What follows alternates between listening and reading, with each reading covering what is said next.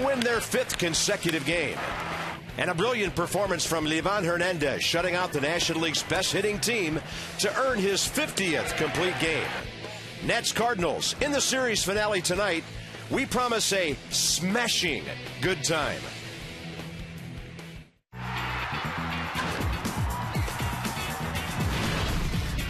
Washington Nationals baseball.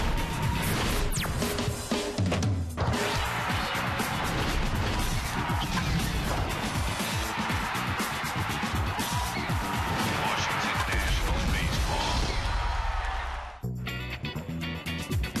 We've had some rain pass through the D.C. area, but they're having a good time out there at the Scoreboard Walk tonight.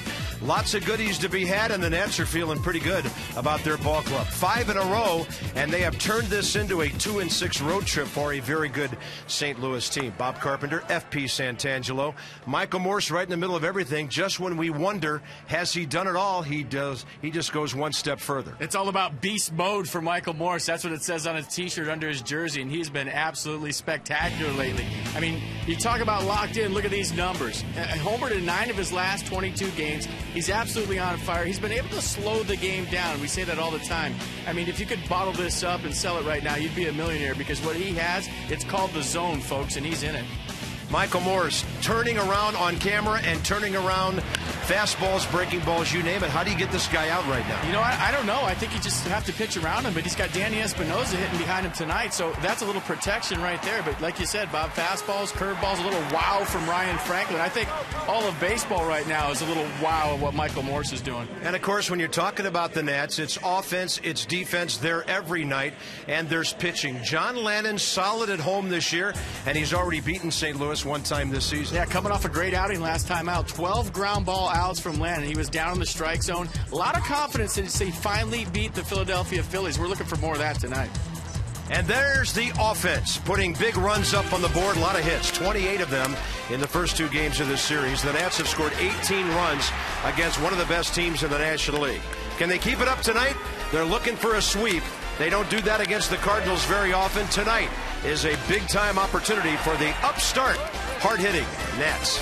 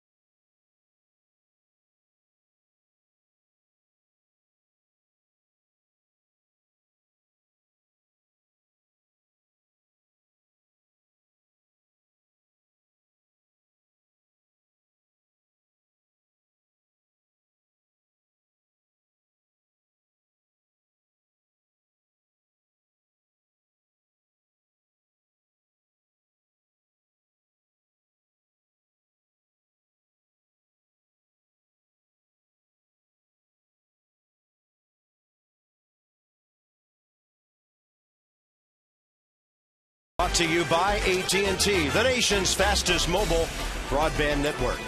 And by Mitsubishi Electric Cooling and Heating. To find a Mitsubishi Electric Cooling and Heating dealer near you, visit MitsubishiComfort.com. Cloudy day. We've had some rain pass through the area. Everything okay at the ballpark for now. Visit train.com for an independent train comfort specialist dealer near you. Hard to stop a train. 75%, actually 75 degrees, and the humidity is almost up to that same level, 68%. St. Louis still number 1 in the league, hitting at .272. Nats have done a good job of stopping them, but batting right-handed Lance Berkman, 7 career hits and a couple of RBIs against John Lannon. In this series, the Nats have held him to 1 for 6 with a home run. And here's Lannon, 2-2 with a 2.5 ERA and 4 career starts against St. Louis. Yeah, he'll have to deal with a new name in that Cardinals lineup tonight. Matt Holliday back in the lineup. So John Lannon last time out got the win in San Diego. Went 6 1/3 innings of 6-hit ball. Gave up just 1 run, walked 2, struck out 1. 12 ground ball outs were the story. Had the ball down the strike zone. Fastball slurve change from Lannon tonight. The defense behind John Lannon. You know, checking out the notes before the game. 33 errors, tied for fewest in the National League. That's right, folks. Fewest in the National League. 3rd fewest in baseball. 29 less than last year at this time. So they've, needless to say, been picking it on D all season long. Phillies, by the way, didn't make any errors today. They beat the Marlins again, 3-0. 13-year veteran C.B. Buckner has the plate. Jerry Meals, crew chief Dale Scott, and Dan Isanya on the bases. Tyler Green 0 for 2 in the series steps in. Ryan Theriot gets the night off, and John Lennon throws ball 1. We're underway at 7:06. Tyler Green hitting at 2:04. Tony La Russa giving up some offense for defense from Green tonight, and he flares one to Worth to start the game. Hey, Bob, getting back to spring training, we started doing the broadcast. We were down there, and the big emphasis was on defense for the Nats this year. They were talking about, we got to be better than last year. Do you think if you told Jim Riggleman at this point of the season they would have the least amount of errors in the National League, he would have been all in? He would have loved it. The fewest errors in the National League. I love that. Last year, the Nationals made the most errors in the National League with 127, I believe. That was the same number as Pittsburgh. Most in this circuit. Kobe Rasmus, the center fielder, hitting at 263. He's hit a home run, couple of hits career against John Lannon, 2 for 8. St. Louis lineup, of course, a big time difference in it tonight with Matt Holliday behind Pujols and in front of Lance Berkman. We'll deal with that guy in a moment. Rasmus in this series 2 for 9.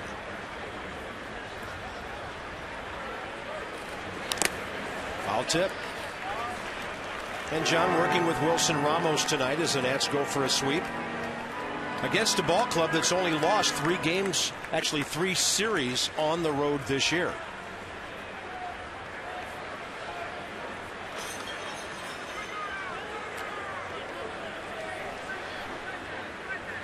And a 1-2 from John Lannon. Target away. Little chopper right side. Somebody's got to hurry. Lannon to the bag and out on a close play. Michael Morse gets it to him. 2 outs. A nice play, Michael Morse. Good job of getting over there, John Lannon. I mean, since we're talking about errors, Michael Morse hasn't made an error in a Major League Baseball game since August 15th, 2005. And you see why, the athleticism right there. And when you're locked in on offense, guess what? Defense becomes easy too, because you're just playing the game relaxed every single night. Albert Pujols in this series, 1 for 6 with a home run Tuesday night. Nats have walked him intentionally twice, including that epic walk later in that game to put the tying run on base in the 9th inning. John Lannon misses low and away, and John's had fairly good success against Albert. He's retired him 10 of 13 times, giving up a solo home run. Up the middle, Lannon stabs it. I guess defense is contagious. Now let's see if hitting continues to be a wonderful disease spreading throughout the dugout.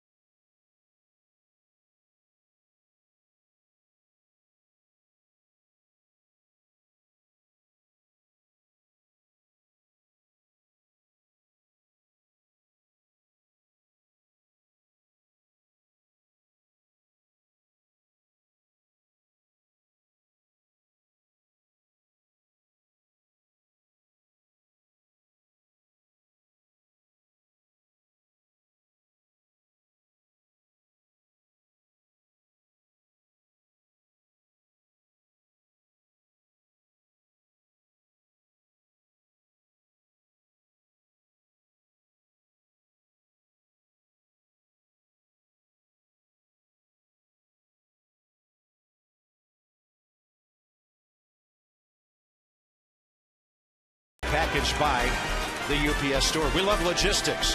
Against right-handed pitchers, Roger Bernardino will be doing a lot of batting second. 5 hits in this series. Michael Morse has 5 hits. Danny Espinosa has 5 hits in this series. Tonight they're facing a toughie. Kyle Loesch shut down the Nats with a complete game, a 2-hitter back on April 21st in St. Louis. And last time out against the Brewers, he went 5 innings, gave up 4 runs on 5 hits, walked 3, struck out 1. Fastball, slider, curveball change from Loesch. He's a command control guy. He'll be around the plate for the Nationals hitters tonight. Loesch on the year, 7-3 with a 2.67 ERA. Jason Worth, 3 for 9, a homer, 2 RBIs, a walk in the series. Had a nice night last evening with a solo in the 8th.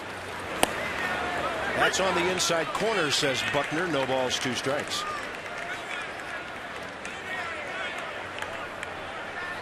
Worth career against Kyle Loesch, great success, 5 of 11. 2 homers, 5 RBIs.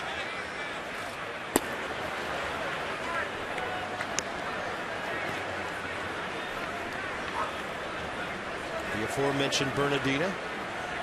And then the return of Ryan Zimmerman continues.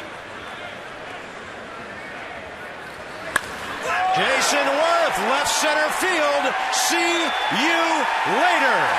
The Nats waste no time in getting on the board again.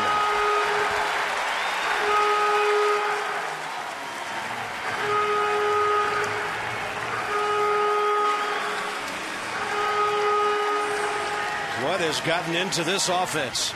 Well, I'll tell you what, they're just picking up right where they left off. And when you've won the first 2 games of a series, that's a shot across the bow. That guess what?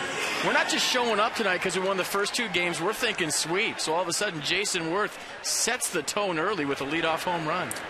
There's Bernardino. He's going to try to bunt for a hit, and that draws in Descalso from third base. Just short and compact. We saw the home run last night in his last at-bat. All of a sudden, you get Zimmerman back in the lineup. Guys are starting to relax and do their thing, and that guy's starting to feel it, and that's a great sign. Kyle Loesch, 6th homer given up this year in 91 innings. Now the Nats have hit 60 on the year, same number as this power-hitting St. Louis club. Bernardino, he puts a good swing on one to right center. Are you kidding me? 2-0. They didn't go back-to-back until last night, and now they do it again. They're going to have to fix the submarine horn. They've been overusing it the last 2 nights. And how about this, folks? I mean, you're talking about a guy on the mound right now that has allowed runs in 14 out of the 91 innings he's pitched. This is a tough at-bat, and so far, so great for the Nats. Back-to-back home runs. Worth, Bernardino, 2-0. There's a guy on the end of the bench, his left-handed John Lannon, all smiles right now. He'll take those 2 runs early. Here's Ryan Zimmerman. That was Bernardino's 2nd of the year, 13th of his career. And Zimmerman takes a fastball outside.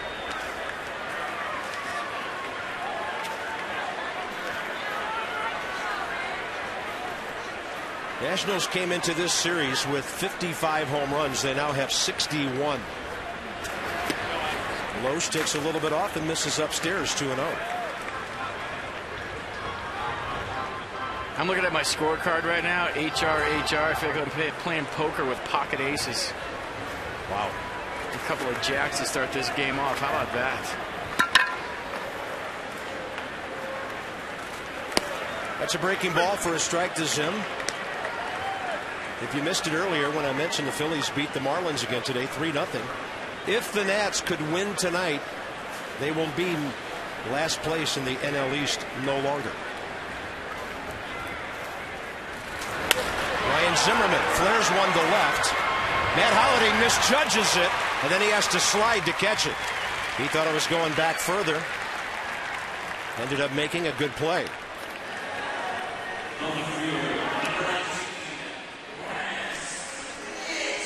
Let's check out the Cardinals defense tonight. Look at that guy right there. That's his first game back off the DL.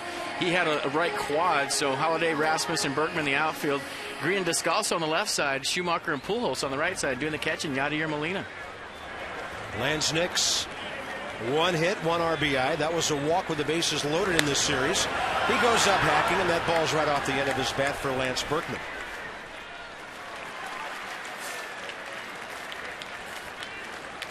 Next up, Mashin Mike. 5 of 9 in the series. And Michael Morse 2 home runs last night. He's driven in 4 in this, well, for him so far, 2-game set.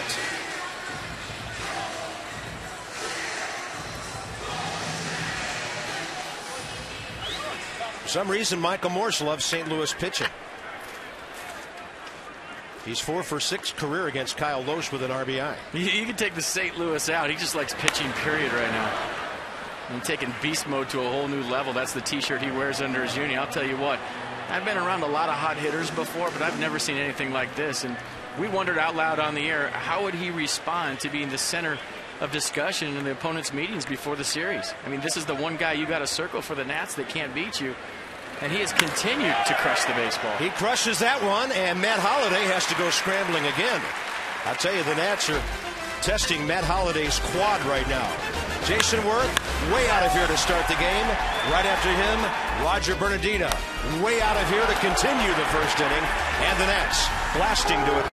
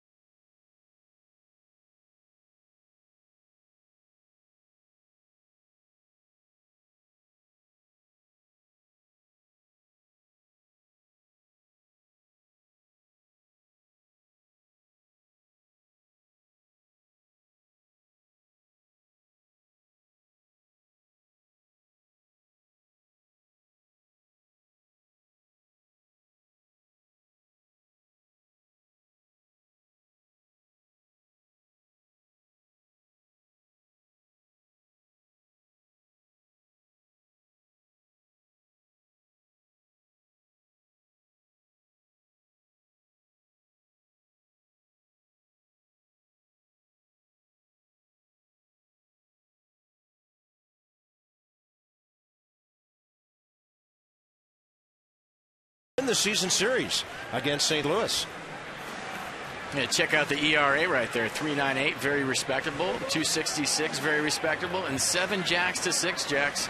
Nats will take all those numbers against anybody. Yeah, our guys had that graphic prepared before the game and had to add 2 home runs into it right away. So Tony La Russa's ball club struggling. Matt Holliday, they've been waiting to get him back. He's hitting .342, not enough at bats to qualify in the batting race. This guy is big and strong, and he flares one to the right of the foul pole, probably 10-15 feet foul. Power to all fields, Matt Holliday. And it's kind of strange that he's only hit 6 home runs this year, but he's been on the DL twice. And we've been watching him take early BP. He's been passing all his tests, running the bases, and how about that? First swing back, he shanked a home run foul. I mean, that ball was mishit. It had distance.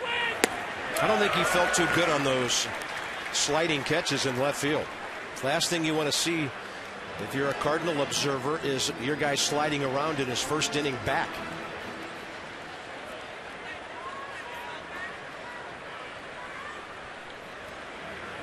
Lennon goes off speed and tries to get him out ahead on 0-2.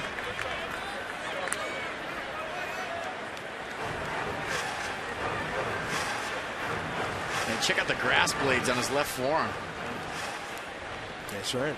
He's a little tat right there, but he's also got some grass blades on there from where he just dove for that baseball. John Lennon, a 1-2-3 first, tries to paint inside to Matt Holliday.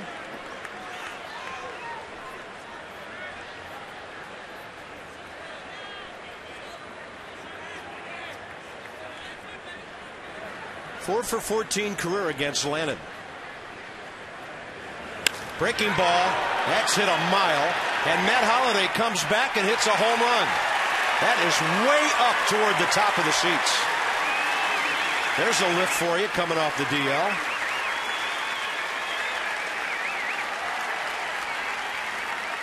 Well, the Nats went inside 2 times in a row.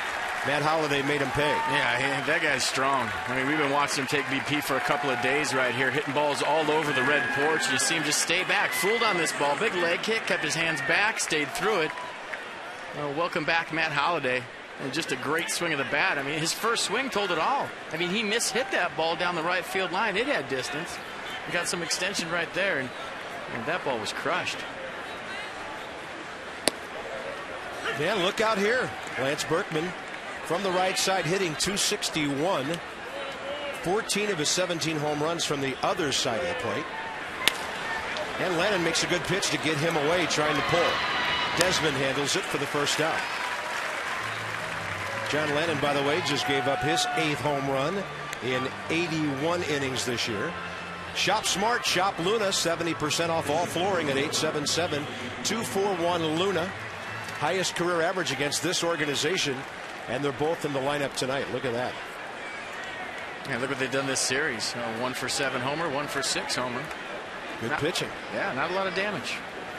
Next up is Yadier Molina. There's a 2-hopper to Desmond, who can wait for that one. And Lannon battles back. FP always wonders how a pitcher's going to react after he gives up a long ball, and for John, very well. Well, maybe about 5 starts ago he would have reacted differently, but look at the swagger, the body language from John Lannon last 4 starts. I mean, it all started against San Diego. He went 7 2/3, gave up 2 hits and no runs. And he followed it up at Philadelphia, 5 1/3, 4 hits, 1 run. At San Francisco, 7 innings, 1 run. And last time out against San Diego, 1 run. So he's got it going on. When you're confident like that, you give up a home run, you say, you know what, he got lucky. And you make adjustments next time. But when you're going bad and a guy gives up a home run, you're saying, oh, gosh, here I go again. Skip Schumacher on a 1-ball count. He leans back from that one. He's 2 for 7 career against Lannon. Steps in hitting .230.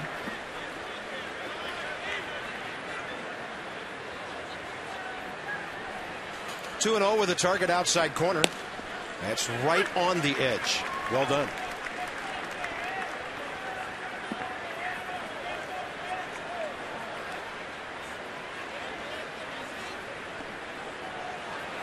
Oh, good breaking ball. That's nice. We've seen him throw that pitch and then expand the strike zone away with the same pitch right after it. See what he does.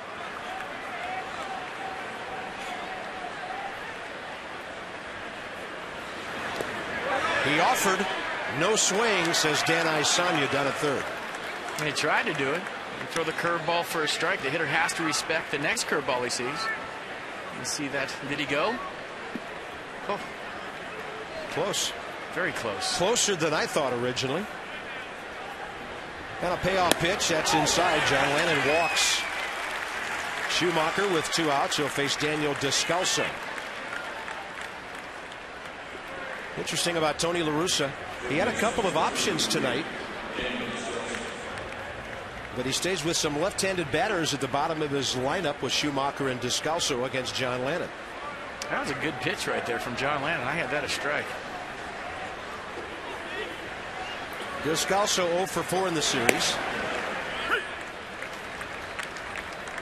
John Lannon touching 90 right there.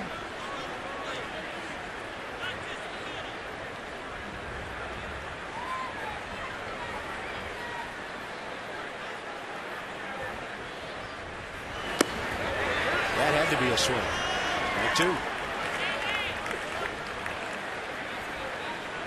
St. Louis has dropped a couple of points off their batting average since coming to town, but they still lead the league at 272. 15 runs behind Cincinnati for the league lead in that category. Really good jammage there by John Lannon. Espinosa throws out Descalso.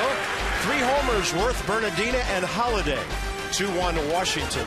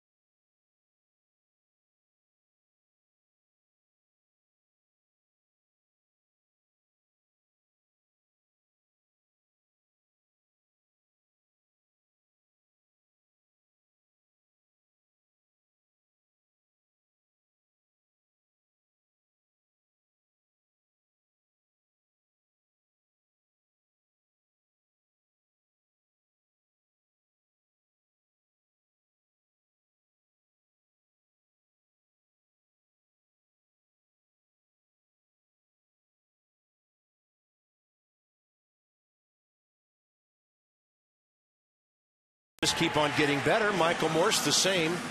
And with the pitcher batting 8th, look at that, 5.5 runs per game. At FP 4-0. That last number is the only one that really matters. Yeah, Jason Worth leading off too. The Nats are 4-0. So, you know, I really don't notice a difference other than they're swinging the bats, and if it's working, you stick with it, right?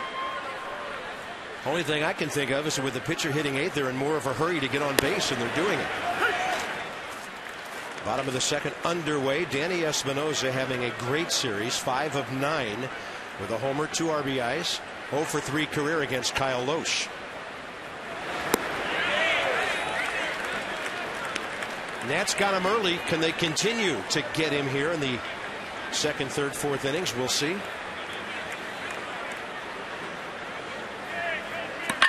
By the way, Loesch had only given up 1 first-inning run this year coming into this one. Espinosa way out ahead of it right off the end of the bat. Pujols to Loesch for the first out. And Pujols very thankful to be back at first base tonight. Yeah, you can tell.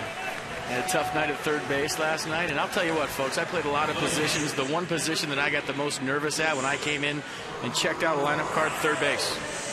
And to me, that's the hardest position to play when you don't play it every single day. You go over there, it's hard to judge the hops. You're a lot like a hockey goalie. You're just, you know, you don't have time to react or read a hop. You just do the best you can. And for Pujols last night, that's a tough assignment. They've had a revolving door at third base in recent years. They tried Troy Gloss. He was hurt.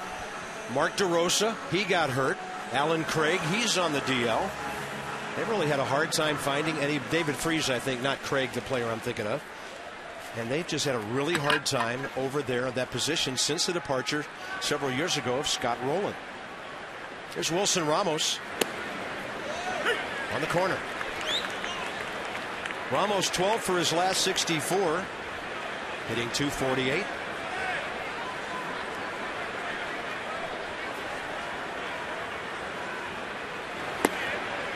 Actually, the sun peeking through now. There's a reflection of sunlight in the stands over on the first base side down toward the corner, turning into a nice evening here. Dodging some weather.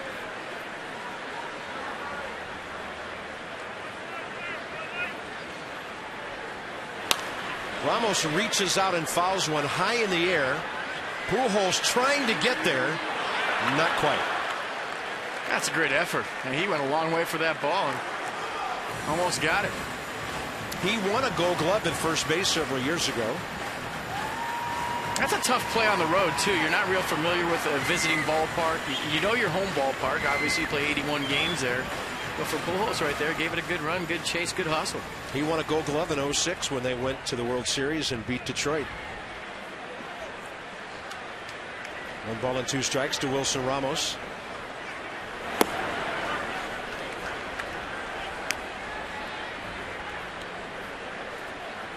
In this situation now, the pitcher on deck, John Lennon, batting 8th. Target away. Ramos over to the left side. Cut off by Descalso. 2 outs. And suddenly 5 in a row retired by Kyle Loesch. Battle of the Beltways is back starting tomorrow night and Saturday for a 105 game. First 10,000 kids 12 and under receive a free jersey presented by ExxonMobil. Sunday's Father's Day. And the first 30,000 fans get a free Nationals road cap from our friends at ExxonMobil. Nationals.com/tickets. John Lennon, the hitter. And by the way, the Nationals reporting that Adam LaRoche underwent successful surgery today. Dr. Wiemi Dugo at the Washington Hospital Center. I'm sorry, Doogie. A left shoulder slap repair. Expected to be ready for full action in spring training in 2012. Well, that's good news.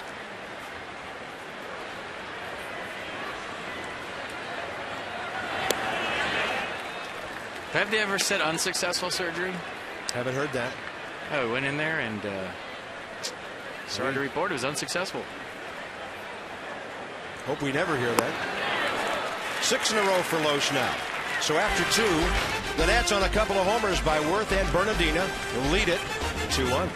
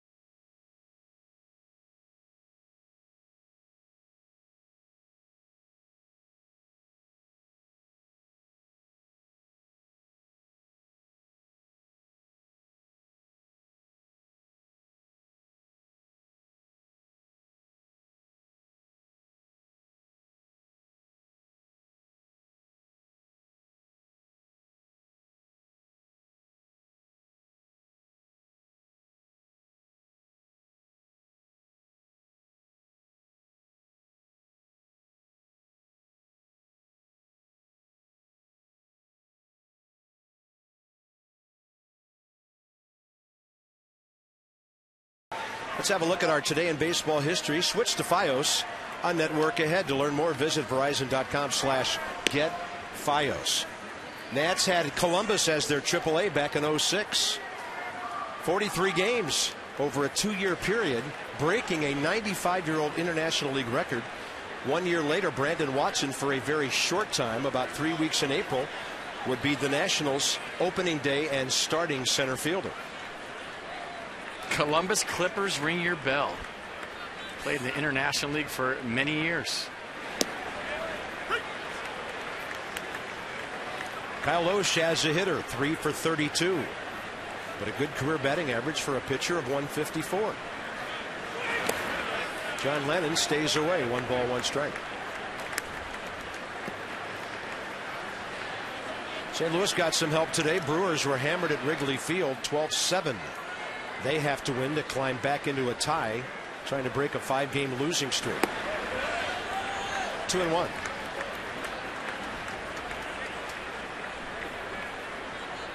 Boston won again. Actually, Boston leading again early as they play at Tampa Bay.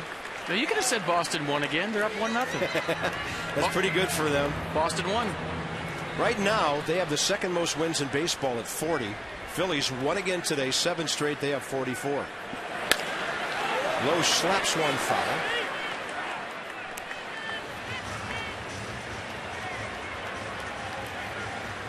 Nationals playing their 69th game of the year, trying to get back to within 3 games of the 500 mark. 2-2 to Loesch.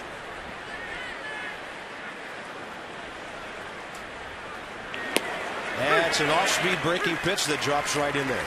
John Lennon's first strikeout.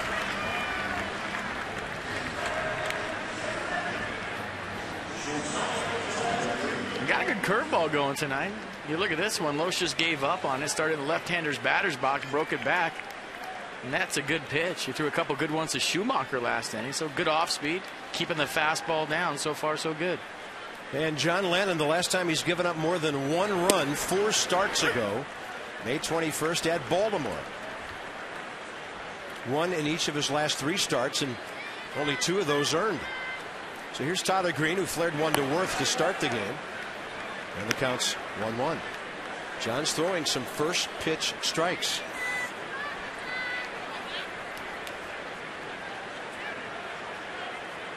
Targets in.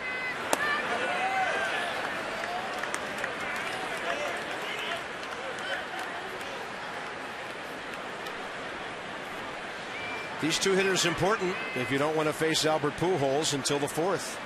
Rasmus next. Nats had him played perfectly. Danny Espinosa just sweeping that ball right off the ground. 2 outs.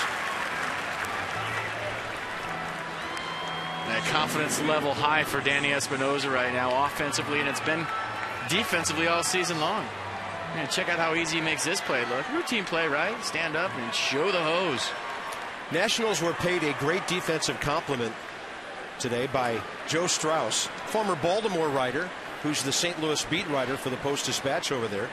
He made a note of the Nationals with more than 122 innings of errorless defense. He said the Cardinals would like 122 pitches of errorless defense.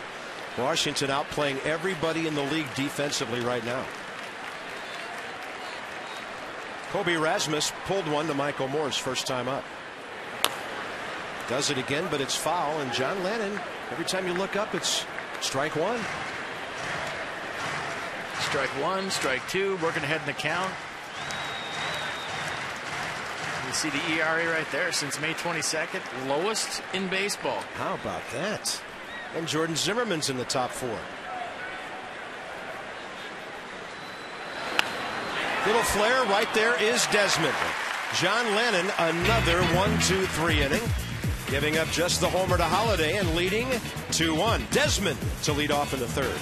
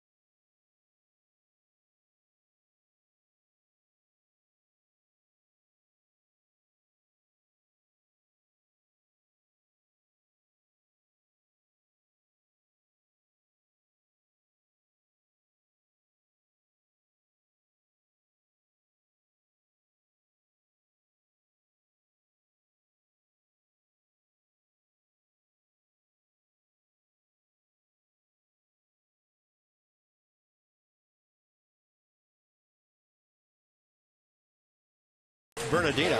Visit AFCEA.org, the Association for IT Pros. And here's Debbie with our sideline report. Well, for the third game in a row, Ryan Zimmerman is back in the lineup. So what impact has he had on the rest of the lineup? Here's Nats hitting coach Rick Eckstein to weigh in. Well, I think everyone knows what impact he can have, but the impact that we've seen is, the guys love him. He sits in the middle of the lineup. Everybody around him, has just been excited, and, the last couple of nights has been a tribute to that. So we're just looking to play good baseball and keep going.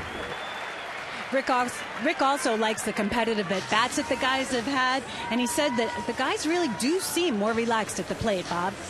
Well, the last time in franchise history that the first two batters homered in a ball game, Brad Wilkerson, Jose Vidro for the Expos, June 16th. How about today, June 16th of 2002? So that was a first for the Nationals, and that is awesome. So here comes Worth. I think you just saw the benefit of having the pitcher hit eighth. Kyle Loesch led off the last inning for the Cardinals, and all of a sudden Ian Desmond leads off this inning for the Nationals. Now you got a legitimate leadoff guy on with some speed that can steal a base. Well, Loesch led off the third with a K. Desmond leads off the third with a base hit. Here's Worth into double figures in home runs now. Desmond, one of the best base runners in the league, so tonight having him bat ninth sets up a very interesting situation. It's outside. By the way, thanks to our favorite Nationals lady, the one and only Heralyn Cardozo, she gives me a tutorial on how to pronounce the team doctor's name. I totally messed this up. Wimi Duogi. Dr. Wimi Duogi performing the successful surgery on Adam LaRoche today. Thank you, Heralyn. I knew I had it wrong. Yeah, I thought you were talking about Doogie Howser the first time. She wrote that. She said not to be confused with Doogie as in Hauser. She keeps an eye and an ear on us, and we appreciate it. The first lady of Nats baseball down there in that front office.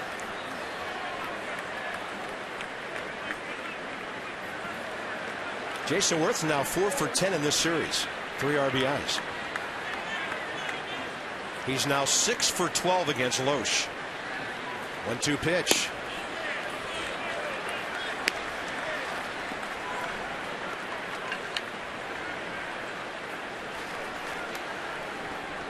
There's another home run guy. But Rogers at his best when he's just trying to slash some line drives around this yard.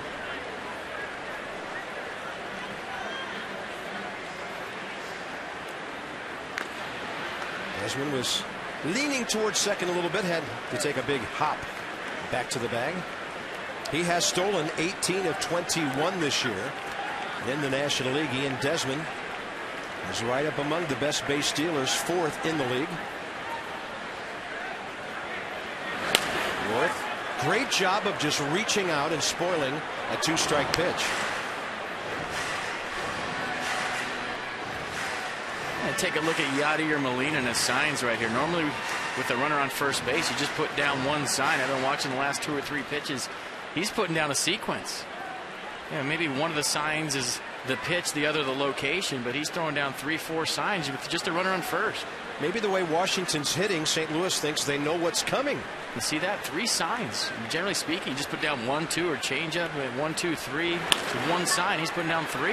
Worth with a double play ball to Descalso, but Jason beats it out. Great hustle by the big man. St. Louis didn't do anything wrong in turning an attempted 5-4-3. They didn't do anything wrong, but Ian Desmond did everything right. That's how you break up a double play. At this level, the highest level, how do you break up a double play? Everybody watch Ian Desmond right now. That's how you go after a second baseman, just like that. Wow. That is a good, hard, clean slide, and that's how you break up a double play and keep the inning going. Nice job. And as long as you're within a reach of the bag, the umpire says no problem. Dale Scott, the crew chief, out there. 1 on, 1 out. And here's Bernardina.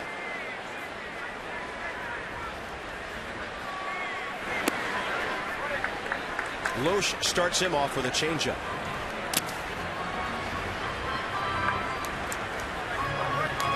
Yeah, hitting is eliminating pitches. And so Roger Bernardina hit that ball out the first time. He can go somewhere else his second at bat. maybe look away. You pull a home run your first time up as a major league hitter, you might see a fastball in with 2 strikes, but until then, look somewhere else, look soft, look away. Now, that's how you have a big night. Eliminate pitches your first at bat. You hit a ball hard, you get a base hit your first time up, you take that pitch in your mind and you say, you know what, I'm not looking there anymore because I already showed that guy that I can handle it. Next time up, you look somewhere else. I'll tell you the number I like about this guy right now, 6 out of 9 in the series, equals a .275 overall batting average now. Pretty much a high watermark for Roger this year. He hit .246 in 134 games last year, spanning 414 at-bats.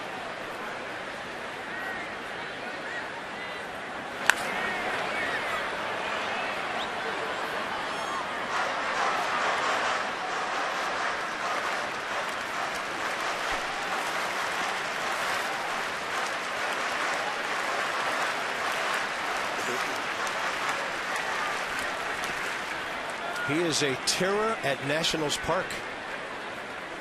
A young man from Curacao, feeling very comfortable in the district.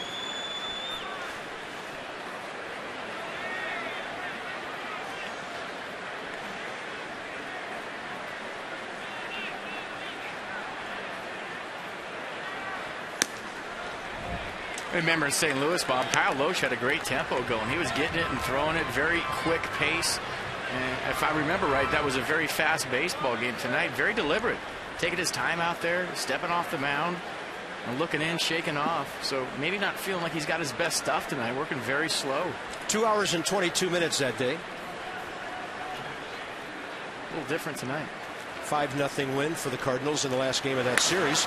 Bernardina hits the ball pretty well, but right there is Lance Berkman, 2 outs. The Nationals continue to get good swings, though. Well, they're getting pitches up in the zone that they can handle. When Loesch is good, he keeps you off speed. He throttles you forward and backward. He'll change the speeds and change your timing as a hitter. And tonight, they're getting some things up in the strike zone that they're crushing. Ryan Zimmerman flared one to left first time that Matt Holliday misjudged. Then he had to scramble and slide to make the catch, and that was right after the 2 home runs. No telling what happens in that first inning if Holliday doesn't make that play. He's playing really deep. Matt Holliday, if he was running, it would take him about 5 strides, maybe 4, to reach the warning track. Well, 2 outs runner on first, that's what you're supposed to do as an outfielder. You don't want anything hit over your head. You don't want anything in the gap to allow Jason Worth to score from first. So generally speaking, as an outfielder, 2 outs runner on first, I always took 3 or 4 steps back because you don't want to get beat deep in this situation. Generous strike call, and the count's even 1-1.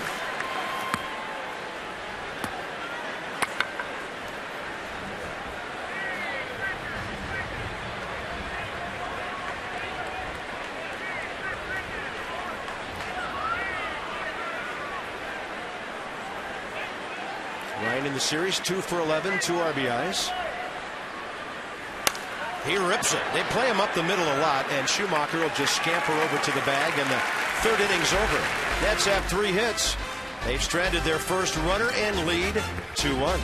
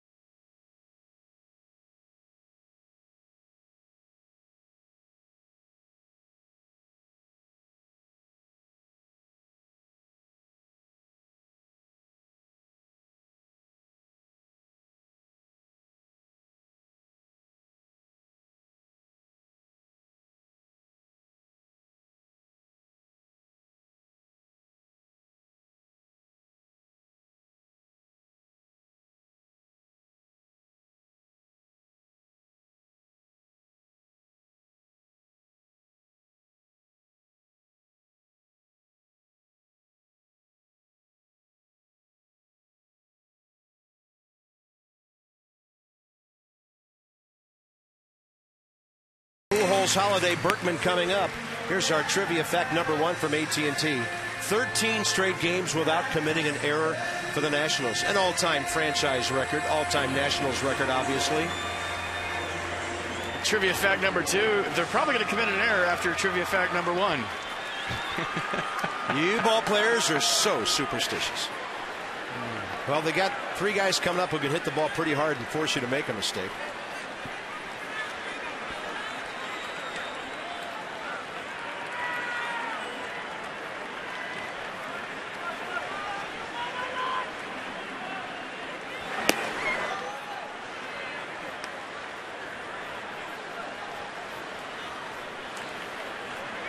Albert Pujols, sharp one-hopper stabbed by John Lennon first time up. 2-0. If a 4th inning in a ball game when you're trying to sweep can be important, this would be such an inning. Well, anytime you got Pujols, Holiday, and Berkman coming up, it's a big inning. Lennon pours one in there off speed at 85. Gets a strike with it. What does Drew Storm call it? Man pitches? This is an inning for some man pitches.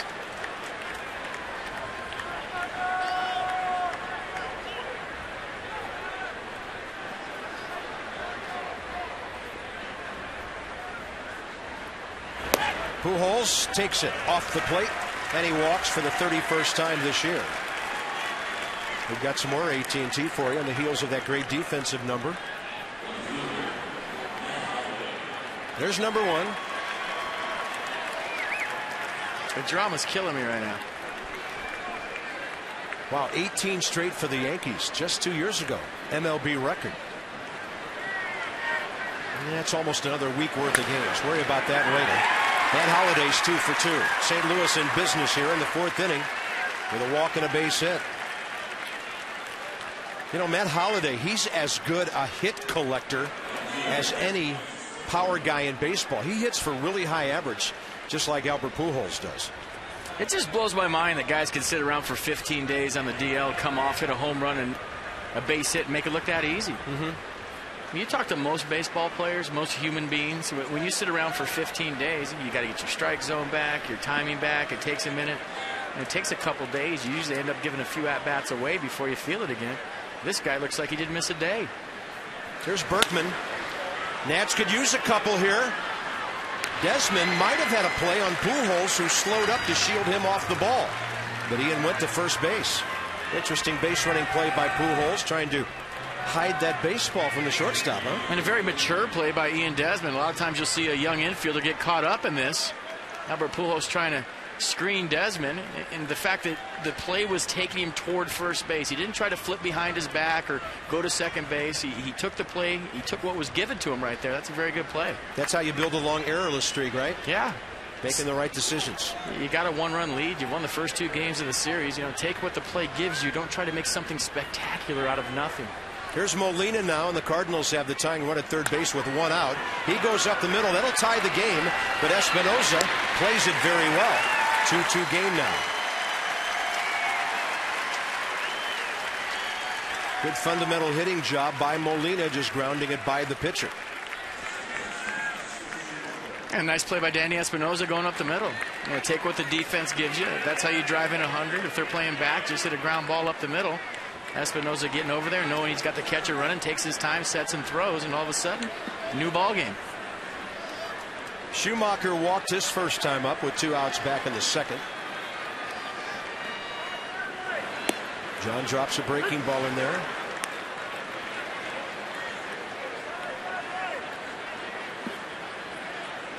John Lennon, by the way, has 8 ground ball outs now. Here's a footnote on Matt Holliday.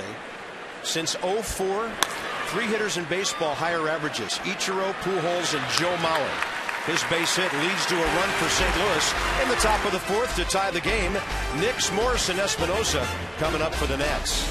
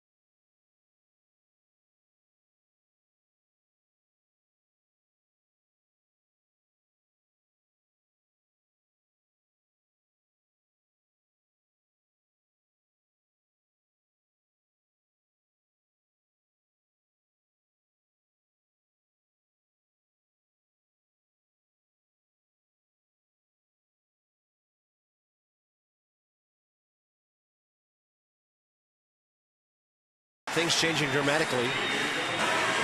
For some reason, Abe decided to run backwards for a while, and the father of our country checks in, as he should, at number 1. George by a nose. High stepping his way to a W. And that's a nose. That's a W for Mr. W. Here's Lance Nix. Loesch taking advantage of his eagerness twice. Once on a fly ball to right, and right there on strike 1. By the way, you ready for some Bob's bootleg weather tonight? I'm always ready for Bob's bootleg weather. Clear sailing rest of the night, buddy. Nice. It's looking good. That means tarp on. There's one cell out west of Chantilly and Herndon, but things are looking just fine. We're in trouble.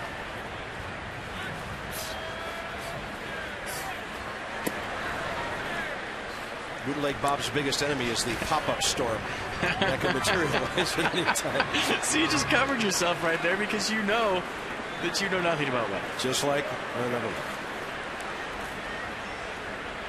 Not the first weather guy to cover his map. There you go. That's a flare. That is just foul. Maybe a foot or two.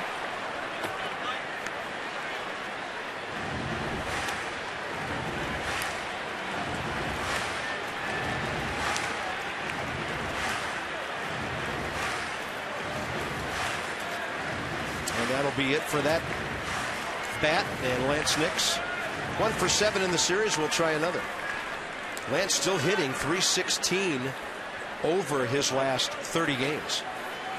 He's had 4 career hits and a homer against Kyle Loesch.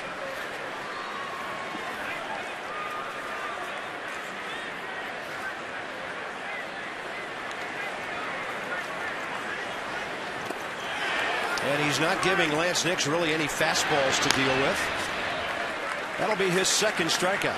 Yeah, you see the adjustments he's been making down in the strike zone all of a sudden. Early on, they jumped him for a couple home runs. Good changeup right there from Kyle Loesch. Action-packed table games, red hot slots, Hollywood Casino, Charlestown races with our league leaders. Since May 23rd, Michael Morse almost 800 on the slugging percentage. In the last 35 games, Morse is 43 for 115, a .374 average. You just throw 11 home runs in there, too.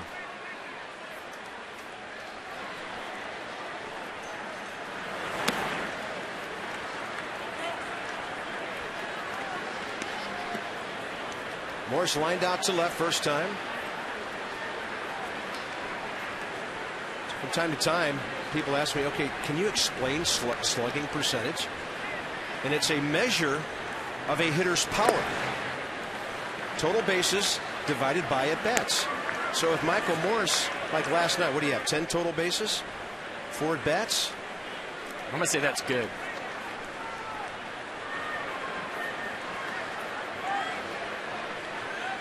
And what's the slugging percentage for that? I'm going to figure that out momentarily.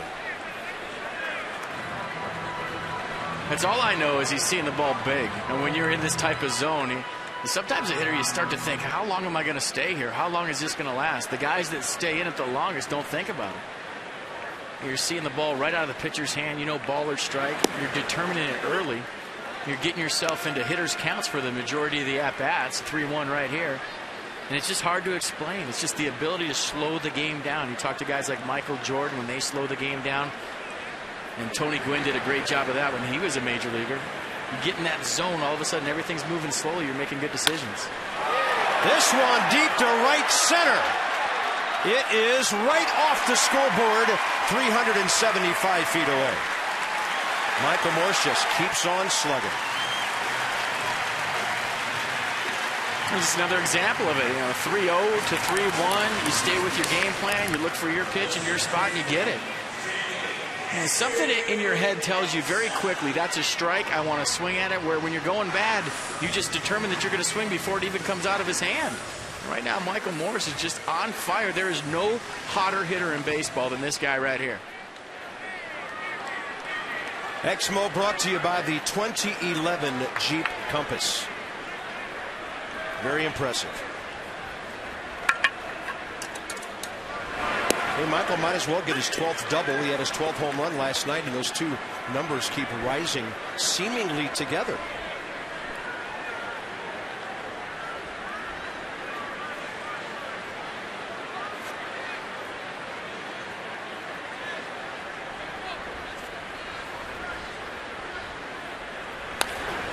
Pulled to the right side. Base hit by Espinoza. Here comes Morse.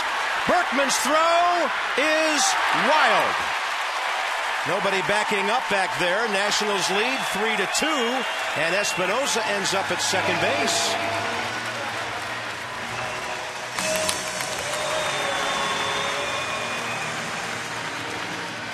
Yeah, I think Molina comes up with this. He's got a chance to get Morse. Let's check it out. Oh, nice swing of the bat by Danny Espinoza. Berkman a little traveling right there. Had trouble getting the ball out of his glove. Good one-hop throw. Maybe a little short hop for Molina. That's a tough one to handle. But I like the fact that Bo Porter's being very aggressive, sending Michael Morse. Good throw has him. Nats catch a break. Yeah, they've got to give an error. That was not second on the throw, because Espinoza was rounding first, but he didn't go to second base until the ball got away. So here's Ramos.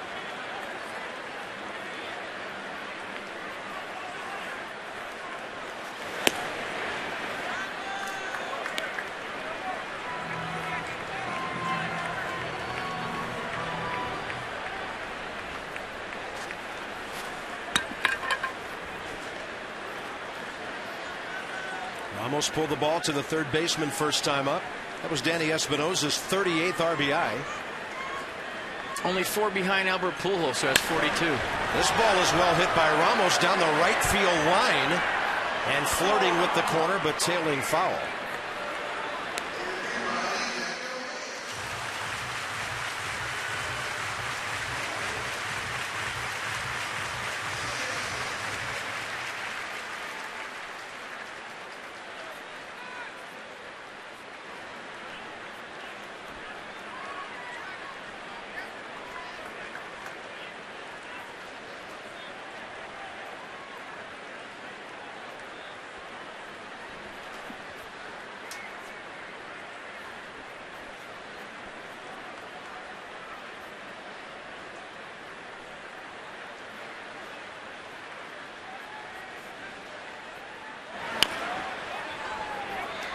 He's got that changeup going good right now. And a nice job of hitting Danny Espinoza, digging that ball out. Michael Morse got into a hitting count, but when we talk about Kyle Loesch, he's getting up 3 runs on 5 hits. If he keep throwing that changeup and keeping it down the strike zone, that makes it tough on the Nats hitters. But they've been doing a good job of sticking with the game plan, elevating his fastball, and getting on it when they see it.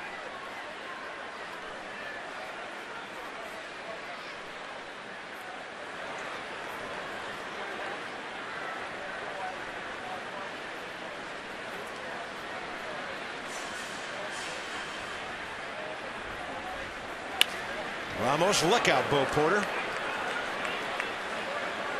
Nationals have now out hit St. Louis 5-2 and retaking the lead here. This is an offense that has continued to put pressure on the Cardinal pitching staff throughout this series.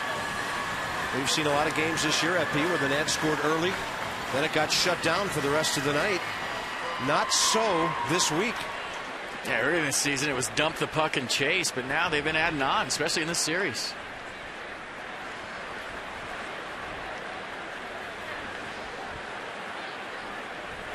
Way inside. Now it's even 2-2.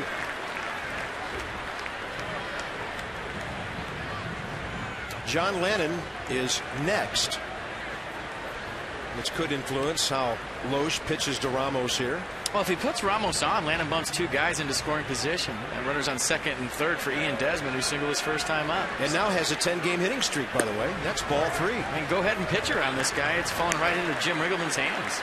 Lannon, who can handle the bat, he bumps a couple of guys over. Now all of a sudden you got Ian Desmond up with runners on second and third, 2 outs.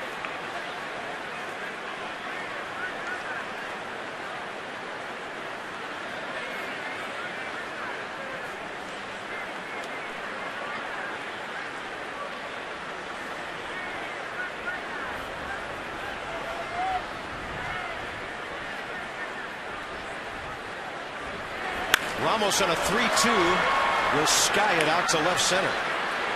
Rasmus Espinoza thinking about tagging. There he goes. Rasmus has a strong arm, but not an Ankiel type arm. Pretty strong throw. And he's at third base with 2 outs. Nationals been drawing walks lately, working the count, 207 of them, $10,350. Care First Blue Cross Blue Shield contributes $50 for every one of them to the Boys and Girls Club of Greater Washington, D.C. Take that first step toward a healthier and more active lifestyle.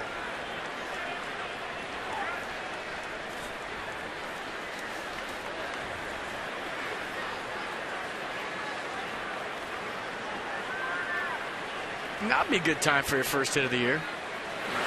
You know, you were asking about that slugging percentage thing. On a night like last night, when Michael Morse goes 3 for 4 and has 2 homers and a double, his slugging percentage is like 2,500, 2.5, whereas a good one is like 0.7 something.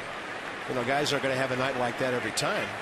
It's really amazing what Michael Morse did last night in terms of total bases divided by at bats.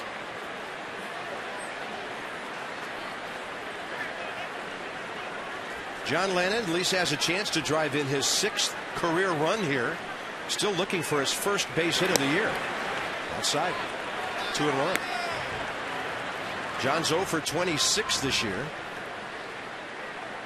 He had 4 hits last year. Usually averages 4 or 5 per season, so he's due. Fastball on the corner. 2-2. That game against Clayton Richard, he smoked a couple balls to right field. We thought he had himself a home run, so he's capable. Just a matter of throwing one in there, getting that first knock on the board.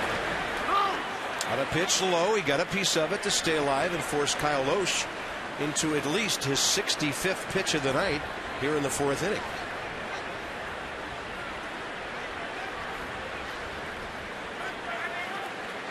You look where the Cardinals outfield is playing, it's almost like a 7-man infield right now. They are giving John Lannon 0 respect.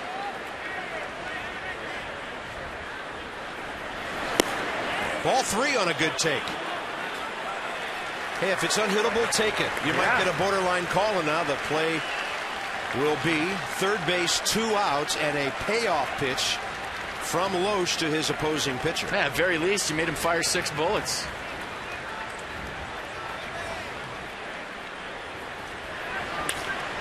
How about another? 7 bullets.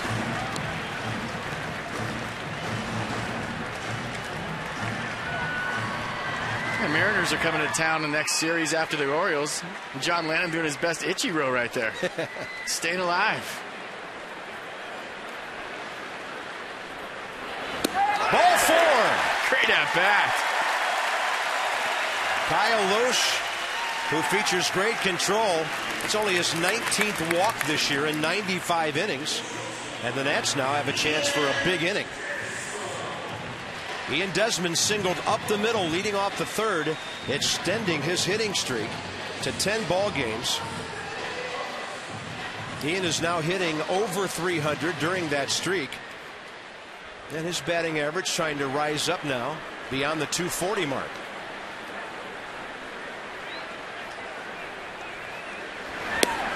Outside with a fastball. You just tell by Kyle Loesch's body language tonight, he is not feeling it. Not his best stuff, not his A game. Just the way he's looking up at the sky, walking around the mound. He doesn't like his stuff.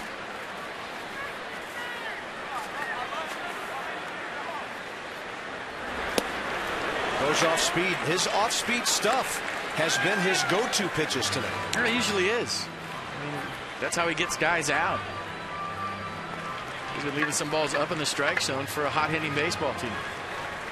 Danny Espinosa, RBI hit third base. Lannon, 2-out walk first base.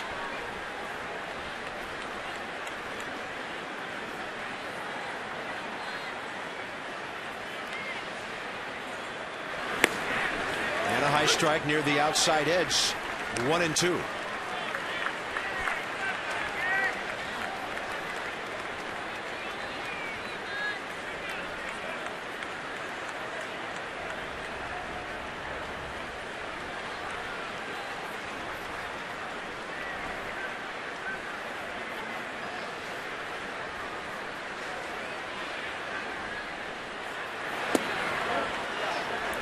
For Ian Desmond, that's a great take, because the book on him is get ahead and then throw junk away from him.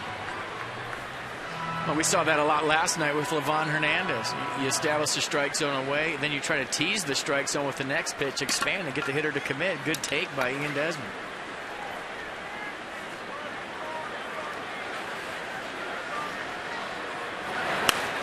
And he hangs in there on 2-2. Now the Nationals here in the fourth inning have Kyle Loesch over 70 pitches. He hangs in there on a hanger.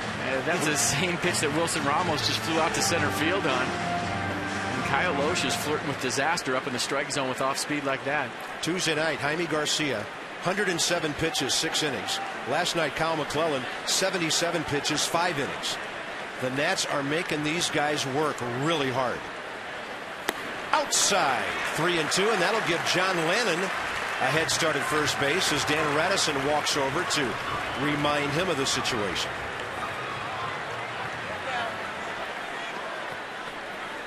So as you saw, Loesch beyond 30 pitches now just in this inning.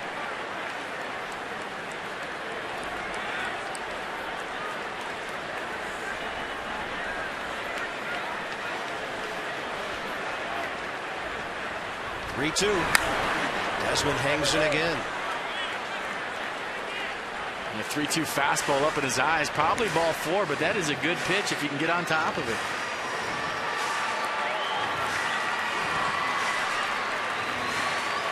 Jim Ruggleman says a quality at bat really not measured by number of pitches. It's the result. He said sometimes you have a great at bat when you attack the first one and do something with it. Yeah, if it's the pitch you're looking for sure. A look to first, but the only person near the bag is the base runner. Albert Pujols is playing about 20 feet away from John Lannon.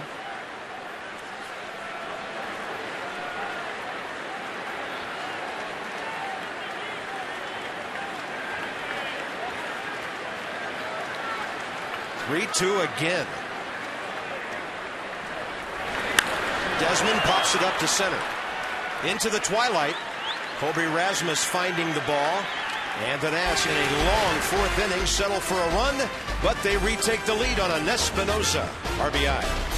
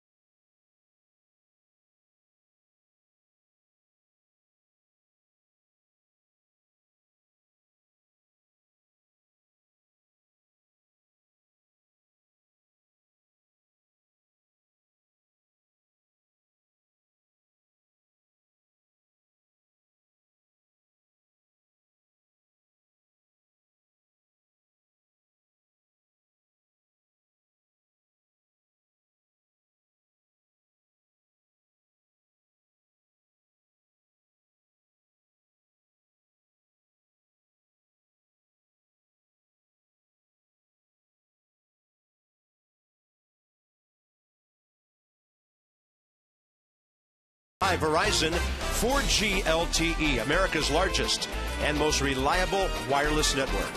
And by Bad Teacher, in theaters June 24th. A lot of ball caps, free ball caps for the first 30,000 here on Father's Day. Hope you can join us. ExxonMobil will have that for you. And if you'd like to get some really cool tickets, expect flexibility with the new mid-season flex plans. Pick 3 big games, get a 4th free and a new era cap. Nationals.com/flex. We're giving ball caps out all over the place. Guys wearing the red caps on top by 3. Over the guys who also wear red caps. But that's at home. On the road, St. Louis goes with blue, like the Nats used to. And there's Daniel Descalso, Kyle Loesch, and Tyler Green for St. Louis, top of the 5th. John Lannon, 12 pitches per inning. 2 runs, 2 hits, 9 ground ball outs.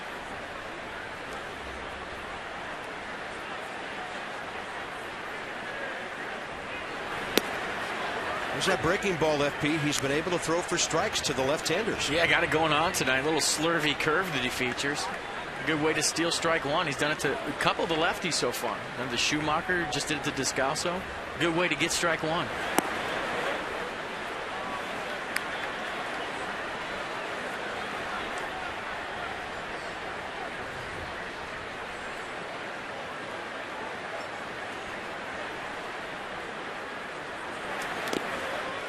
Overthrew that heater. While the Nats play the Orioles this weekend, St. Louis will go home and play Kansas City. And they're going to face the Phillies and Toronto on their next homestand. They'll actually be back up here in a couple of weeks to play the Orioles a 3-game series. Backing up, Espinoza takes care of business on Descalso. That's how the top of the 5th inning gets underway. And John Lennon keeps on throwing ground balls. That was number 10. 10th ground ball out from John Lennon, who had 12 his last start. And that's out of 13 outs so far. 1 strikeout, a liner to Desmond, so that's an infield out. The only out into the outfield was the first batter of the game, Tyler Green, who flared one out to Worth. Kyle Oshie, strikeout victim, looking his first time.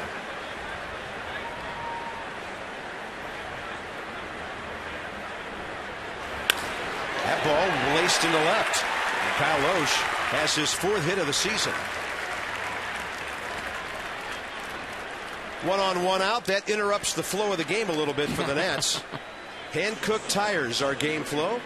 Be one with it. Hankook Tires.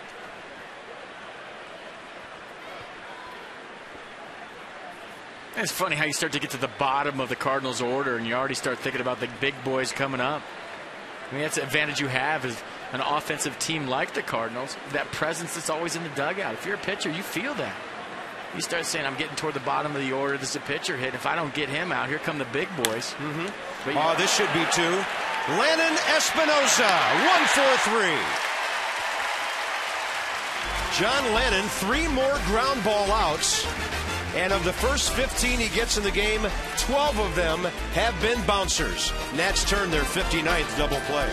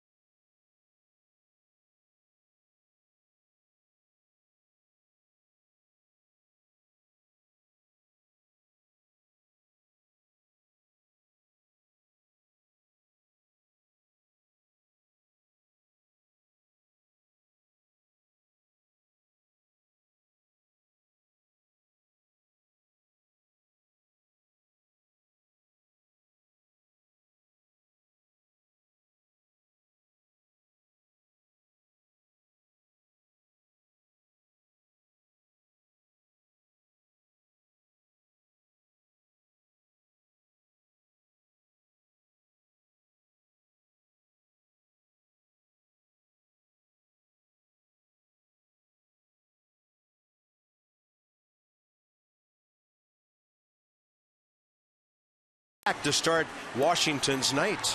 You just get to the ballpark, you sit down in your seat, you're ready for a baseball game, got a hot dog and a beer, bam! Leadoff home run from Jason Worth, 1-0 Nats. Hey, you're still gnawing on your hot dog, guess what? Bam! Another home run, 2-0 Nats. Kyle Oshie can't believe it. And then Danny Espinoza after a Michael Morse double, nice RBI single to right. Morse hustling around third base. And those are the 3 runs for your Washington Nationals. Here they come again.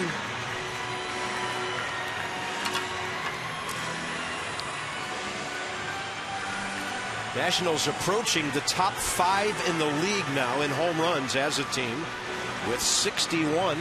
Same number St. Louis has. Worth got his 10th. Bernardina his 2nd.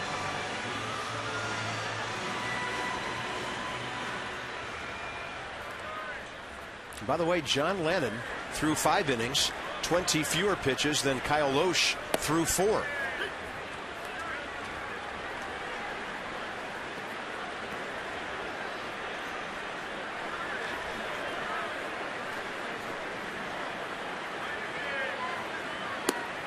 He goes off speed, misses outside, counts even 1-1.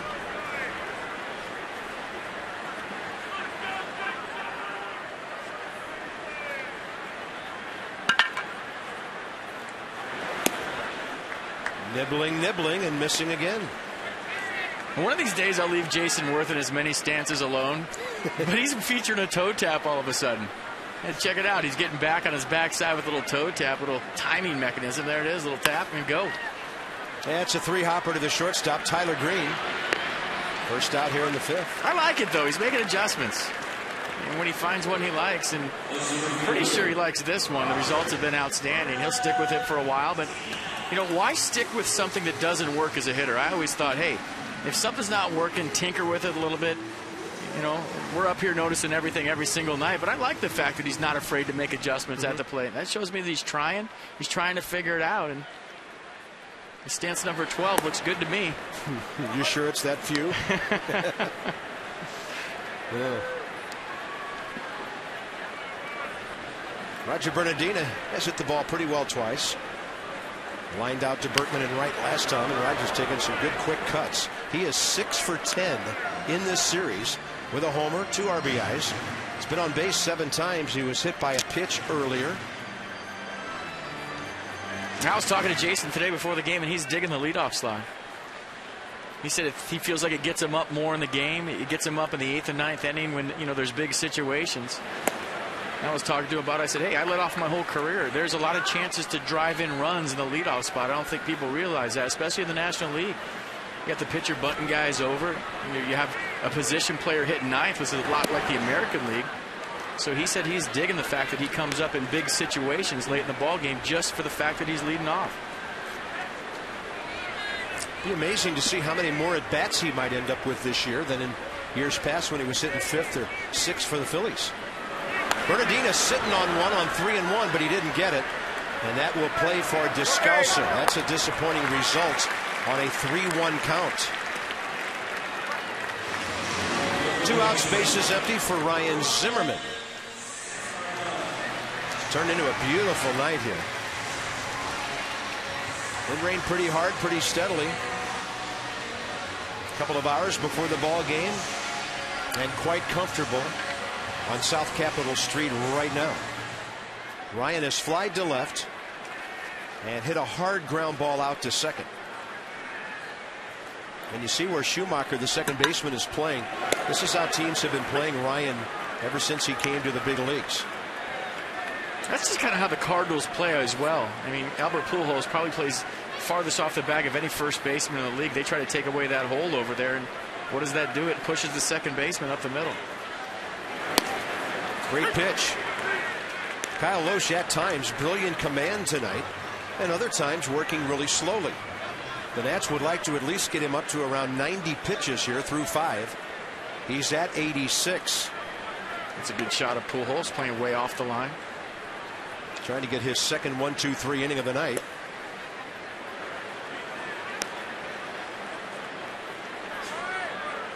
Kyle Loesch, here's an indication of how pitching is these days. This guy is making a ton of money. His career record is 95-101. Zimmerman right off the end of the bat. Out for the shortstop, Green. And the Nats will go quickly in the bottom of the 5th inning. Big hitters, Rasmus Pujols Holiday coming up for St. Louis.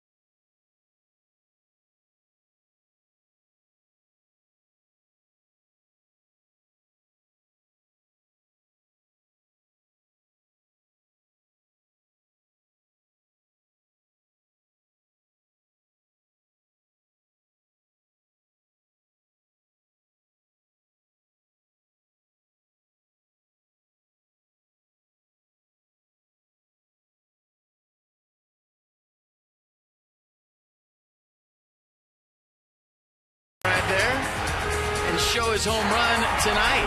So we talk a lot about Jason Worth's stance. It's all about getting into that position right there. You look at the extension, head down on the baseball. So I don't care if you stand on your head. You get into that position and hit home runs, it's a good stance to me. Coors Light Freeze Can brought to you by Frost Brewed Coors Light.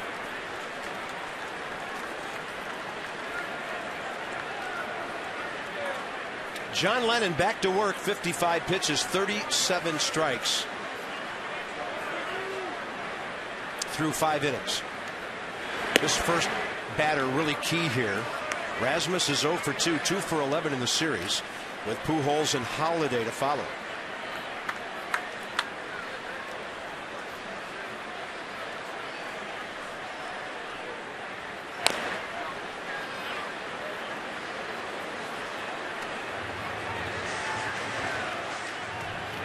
St. Louis box score, only 3 hits. Holiday a homer, Holiday a single, and the pitcher Kyle Lohse base hit last inning. Leadoff walk to Pujols led to their run in the 4th, but walks to that guy are going to happen. Beats a 4-bagger and a 1-1. Oh, that's a good breaking ball by John Lennon.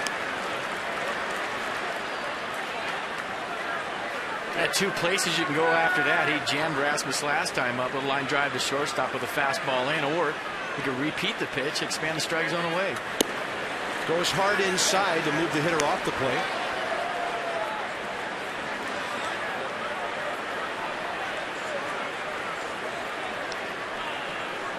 Danger lurking. The one thing you absolutely do not want to do is walk a hitter in front of this man. That opens up a big RBI possibility no matter what base a runner is on with Albert Pujols coming.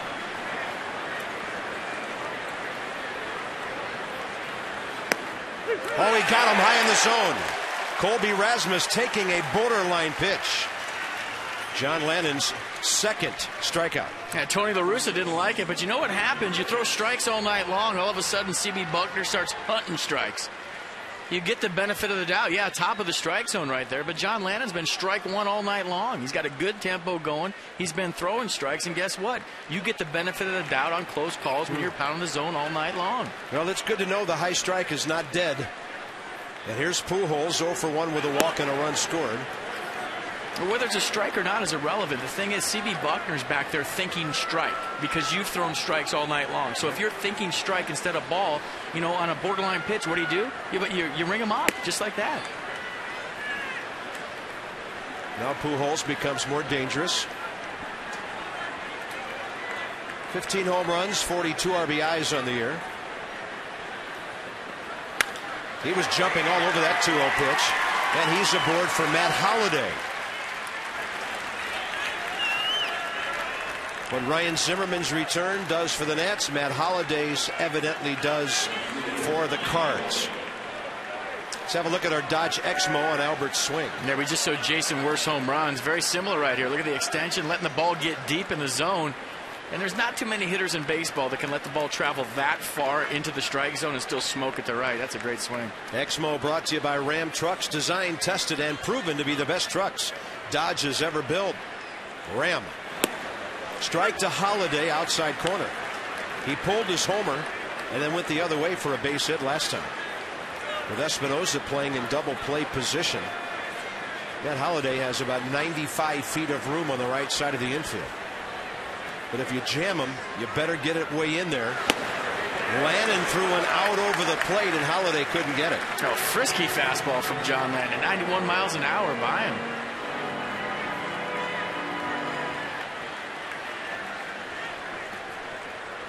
Straight away and deep. That's how they play. Power hitters who can hit it out anywhere.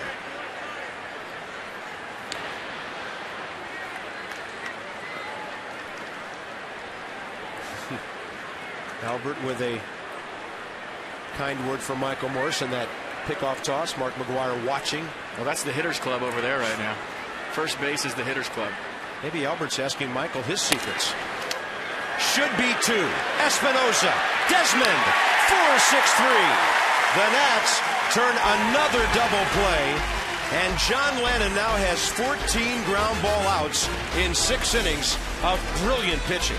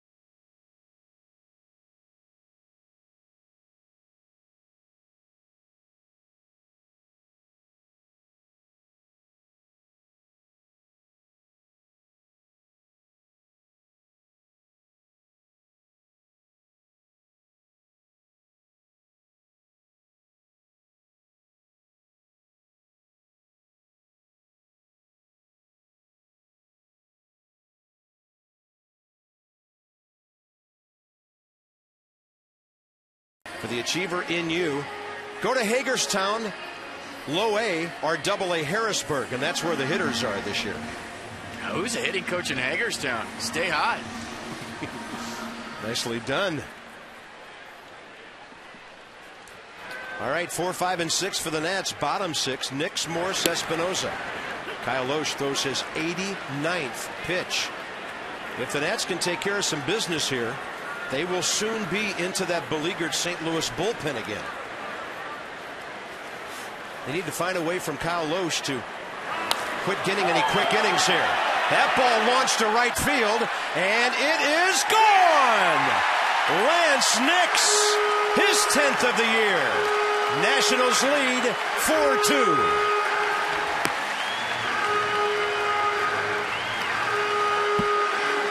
This is a pitcher who just doesn't give up 3 home runs in a game. Well, I'm just telling you, the adjustments the hitters are making the last couple of days are unbelievable. Lance Nix struck out on this pitch right here, a changeup down the zone. So what does he do? He comes up his next at-bat and sits on it. 79-mile-an-hour changeup from Kyle Loesch. And that, folks, is called making an adjustment in a big way. And as that ball pours, so does the rain here at Nationals Park in the bottom of the 6th. Here's Michael Morse. I told you I hate those pop-up storms. Bob's bootleg weather once again. We're good the rest of the night. I think my sponsors just canceled. Put the tarp on. Oh, man. It's coming down hard right now. The crew chief is at second base, and that's Dale Scott. This, of course, is an official ball game. Bottom of the 6th, the Nats up by 2. So that's a big home run considering the conditions at the moment. The only thing you'd hate to see is a lengthy delay that would take John Lannon out of this game. Why, he's used to it. It's happened to him about 4 times this season. Michael Morse takes a called strike. That'll bring up Espinoza with Ramos coming up.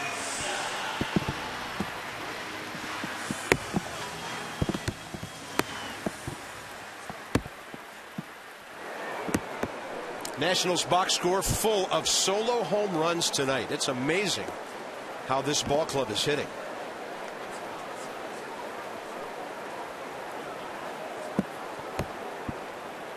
This is a small cell that's over the D.C. area. Right now it looks like it just goes a little bit to the southwest of us over toward Alexandria and all that. And, I mean, it's clear behind it, but this thing seemingly popped up out of nowhere. Now it's easing up a bit.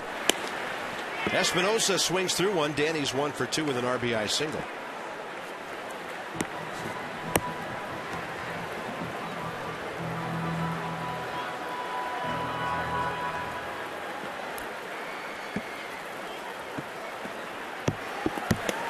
Strike 2.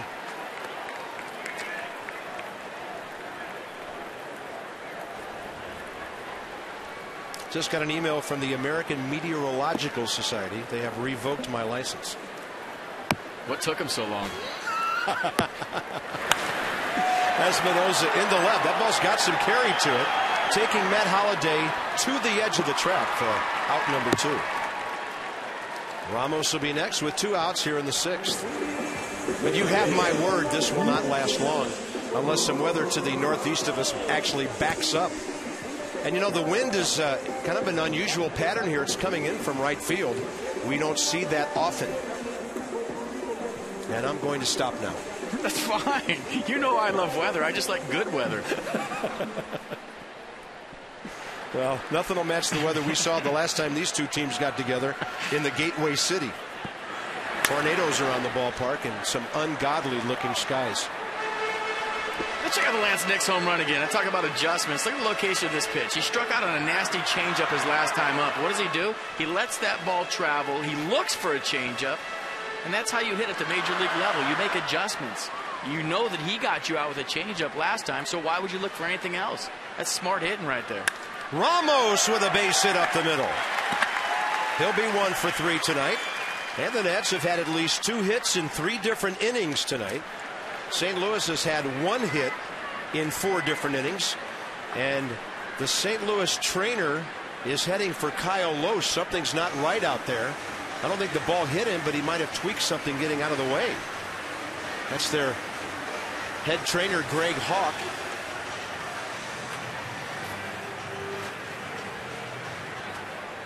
Home plate umpire, manager, trainer, catcher with the pitcher.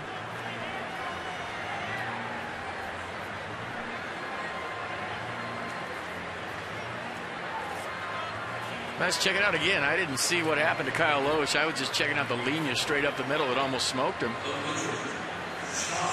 Look right there. He gets out of the way. Didn't see it. No idea.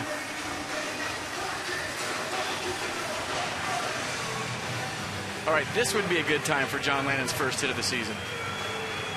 A great at-bat last time. A little 3-2 battle. Made him fire 8 bullets and got the walk. One of his better at-bats this season. Let's see if he can follow it up. Kyle Loesch is at 104 pitches with 2 outs in the 6th inning. Nationals lead by 2.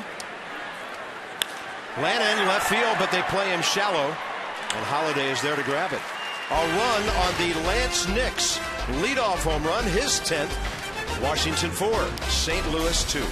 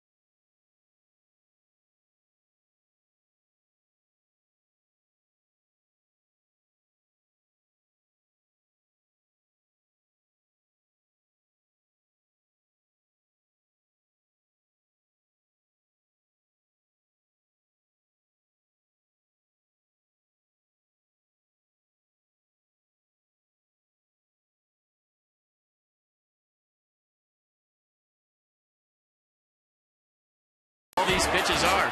Ball down to Albert Pujols right there. Been working fast. Little ground ball right there. Double play. Good feed, by the way. Danny Espinosa covering. Usually the shortstop covers. Great communication. So John Lannon, 14 ground ball out, 67 pitches. Very efficient night so far for John Lannon. Well, he got through Rasmus Pujols and Holiday with a base hit and a double play ball last inning. He faces Berkman here. Shake Shack is where Lance Nix would like to get a little treat after he bombs another homer out in that direction. Miller Lite scoreboard walk. Shake Shack, 3 additional restaurants, Blue Smoke, Box Frite, and El Verano Taqueria. $5 happy hour beer specials available 2.5 hours prior to scheduled first pitch. Miller Lite scoreboard walk bar for all remaining home games this year. Nationals.com/tickets for your ticket to any Nats home action this year. Lance Berkman, Yadier Molina, Skip Schumacher. 5, 6, and 7 for St. Louis in the 7th.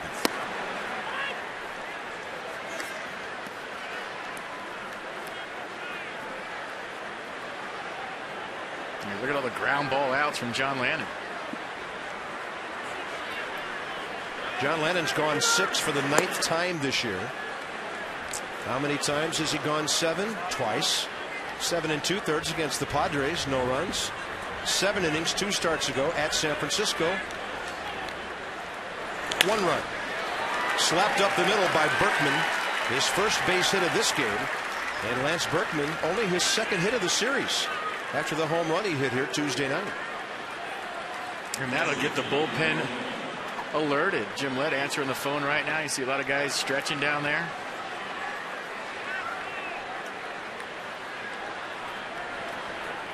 Yadier Molina, RBI ground ball last time. Lannon's had him on the ground twice. Tyler Clippard hasn't pitched in a couple of days thanks to Levon, so he could be available for the 7th and the 8th.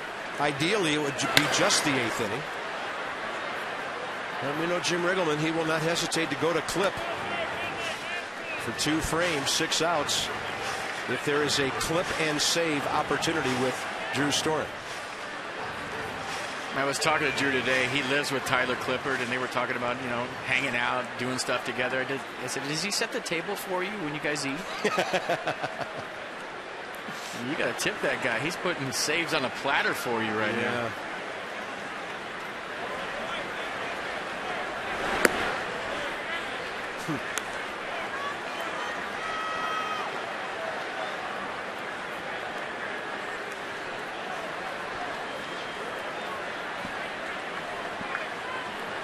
Molina is a double play guy if you can get a ground ball. He's hit into 12 of them this year.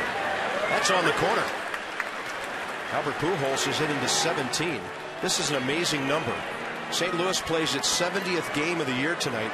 They have hit into 90 double plays. Oh, they're a station-to-station ball club. They are built for the big fly. There's no doubt about that. Well, why not when you've got Pujols, Holiday, and Berkman in the middle of that lineup? Not going to run yourself out of innings with those guys batting.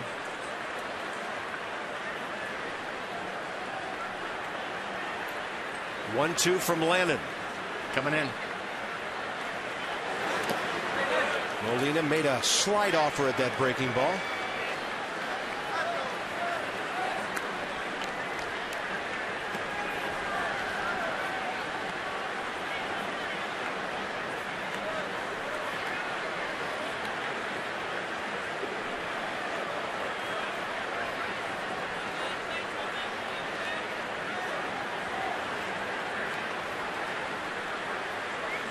Target in again. And Molina will pop it up. Playable right field. Worth behind Espinosa. Danny takes it for the first out. Now we have a little better of a game flow going. It's brought to you by Corona, who invites you to find your beach.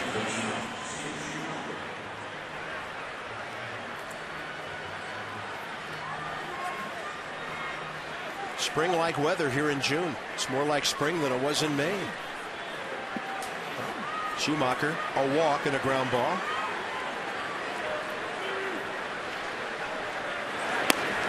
That's perfect on the corner from John Lannon. He's been doing that all night to Schumacher, stealing strike one with the curveball. You know, you look at John's motion, sometimes he looks like a dart thrower who's really zeroing in on a target. He doesn't have a big, long delivery. Well, that's why you see the 88-89 swing through fastball sometimes. You see guys late on 91 like that pitch right there, set up by the curveball. And he's got the short arm action where he's throwing right out of his ear hole. Very deceptive. Top of the 7th, Nats lead 4-2. They've out-hit St. Louis 7-5.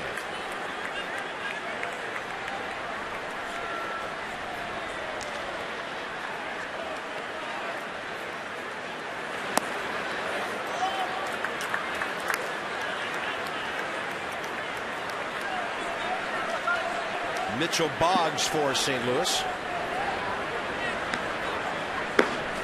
Loesch will take the mound with, if he takes the mound with over 100 pitches, he may be done.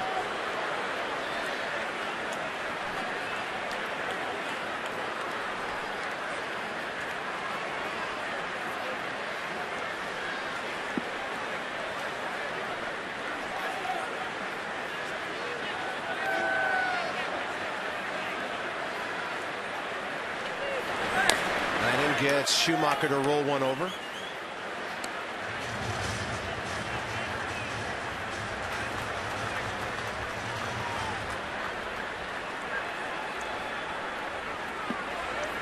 John Lennon trying to even his record at 5-5 tonight. 2-2. Schumacher shoots one to left. It's a good at bat. Lennon had him 0-2. And the bottom of the order making something happen now. 2 on 1 out with Daniel Descalso coming up. And then they can throw up a pinch hitter for Loesch next. A nice piece of hitting right here by Schumacher, digging out this off-speed pitch going the other way. I'm just taking a look at Jim Riggleman right now. He's right by Steve McCaddy checking out the lineup card, and it's decision time. He got the card out. He's looking at all the moves he can make. I got to go to Clippard right now. My double switch. What is the move, or am I going to let John Lannon stay in this baseball game?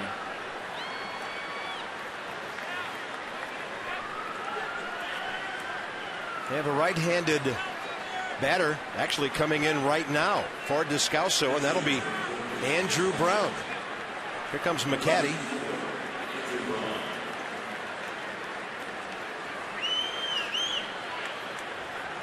Yeah, I think obviously 1-run lead right here.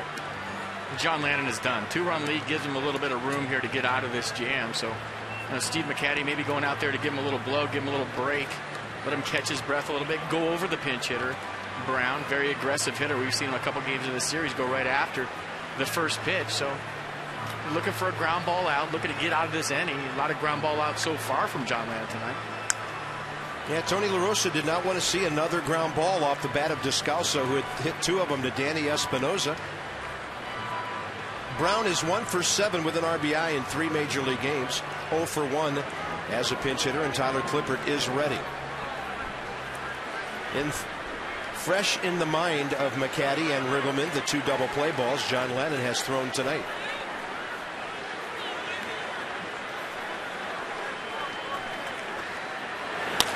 There's a chopper. It's Desmond taking the shore out. A high throw, and Morse pulls it down. Ryan Zimmerman was being his usual aggressive self over there in case he could cut it off. Now, third baseman, generally speaking, will take anything he can get on a chopper in the hole, but I think that was a good play. We talked about it earlier, taking what the defense gives you. This play right there, a good play by Ian Desmond, a little interference there from Zimmerman. Good concentration to stay with the play. If Zimmerman gets that ball, he does cut down the tying run at second base, and Schumacher. You get the out at first, and all of a sudden you got a situation brewing. Tying run on second base for John Lannon. The Nats will get Kyle Loesch out of the ball game, as outfielder John Jay will hit for the pitcher.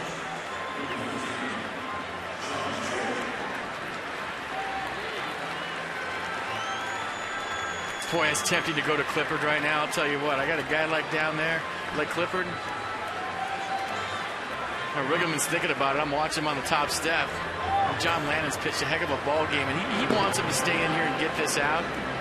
It's a guy that's pitched well his last 4 starts, and I understand leaving him in there left-on-left matchup.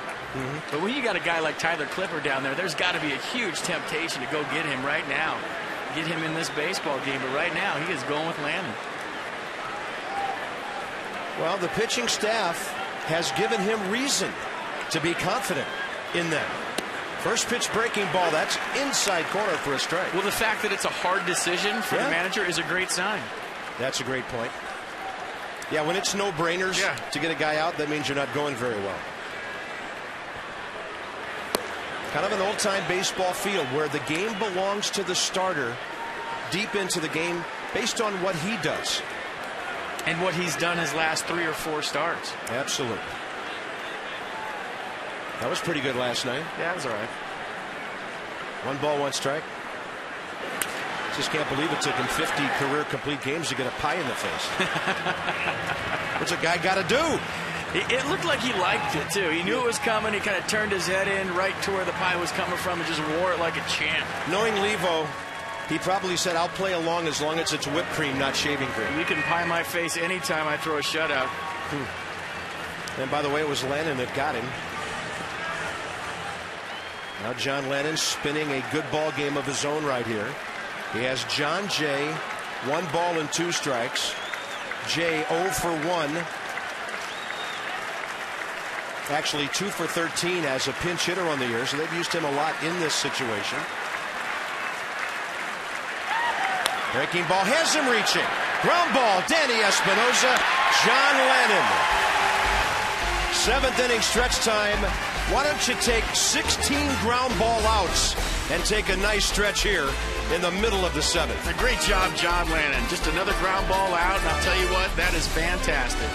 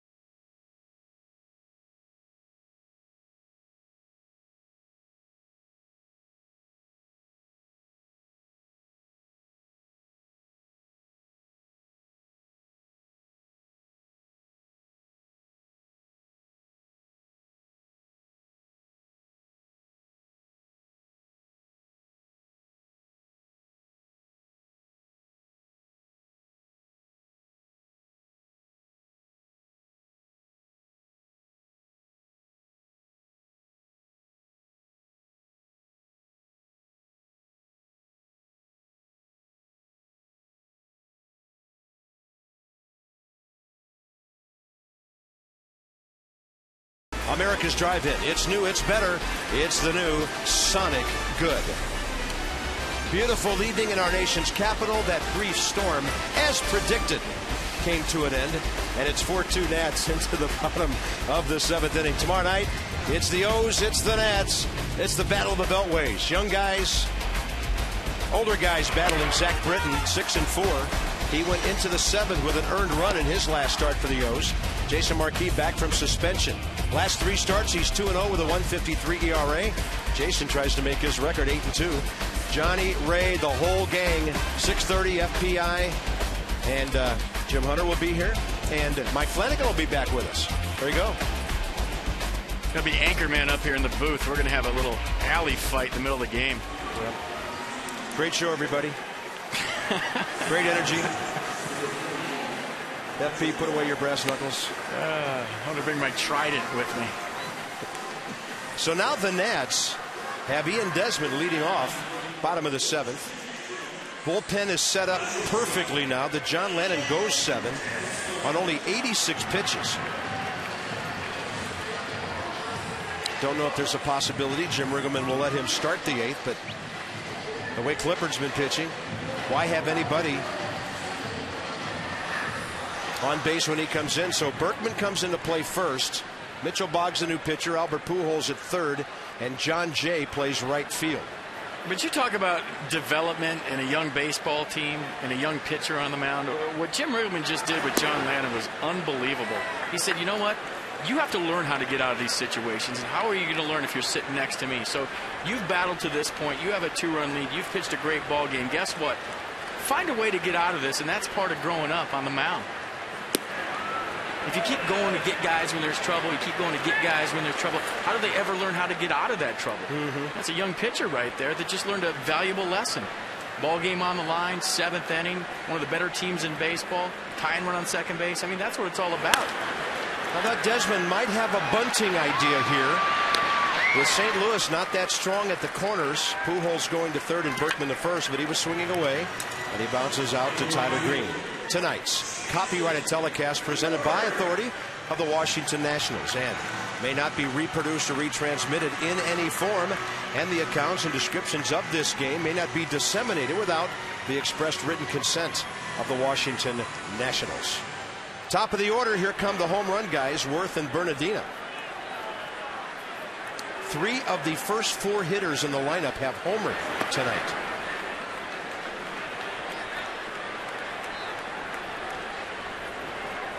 Worth 1 for 3.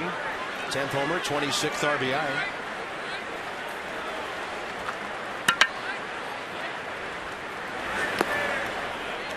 Tony La Russa's a guy who knows about power at the top of the lineup. He batted Larry Walker 2nd years ago after St. Louis got him in a deal for a ball club that would go to the playoffs. He batted Carney Lansford lead off in Oakland. That guy could hit home runs. He had Carlton Fisk batting 2nd in Chicago with the White Sox way back when. Oh, I thought you were going to say he let off Carlton Fisk. No. Say that you got to draw the line right there. No. But Rasmus reminds me a lot of Larry Walker. Very similar swings, very similar body types. And Lansford hit behind Ricky Henderson for a time. So he looks out and sees Jason Worth. Not that big of a deal. And Jason's on base now for the 6th time in the series. And the time for your Coors Light cold hard blast. Let's go back to the 1st inning. Roger Bernardina. Watch the extension on this swing. Watch the follow through. Bam. Stay through that helicopter finish. Get the backspin on the baseball. And that is your Coors Light cold hard blast. Roger had not hit a career home run until he went deep twice in the same game at Citi Field last year. He went on to hit 11, and now he's got 2 this year. So let's see how long he wants to sit on 13. Nats would love just to have a line drive somewhere.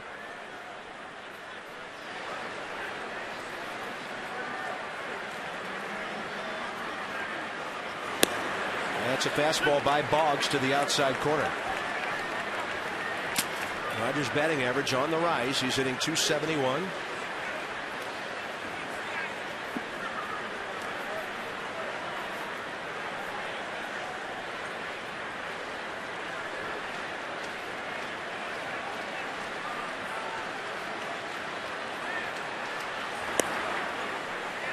A little bit low, counts even. This is where we've seen in the past Jim Riggleman force the issue. You're up by a couple of runs. You got a guy that can handle the bat at the plate, a good runner on first base, a strike throw on the mound. Not a bad time to start the run, a little hit and run. Got some guys who can really run the bases here.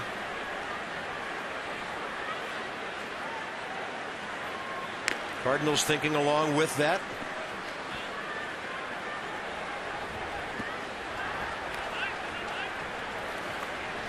I mean, it must be nerve-wracking as a manager managing against Tony La Russa. You got a guy that's not afraid to pitch out, not afraid to double up on the pitch out.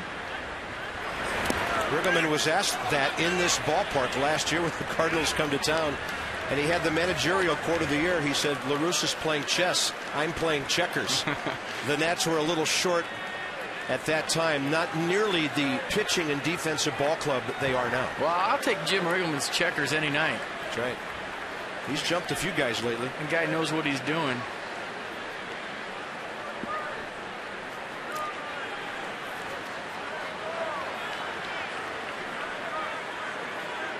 Two-one to Roger.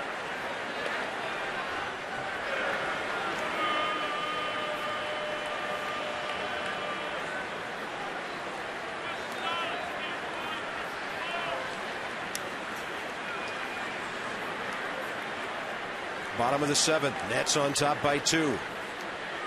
Worth holding. Bernardina chops it. Hit the ground. Came up and hit his body. And the count. 2 balls, 2 strikes.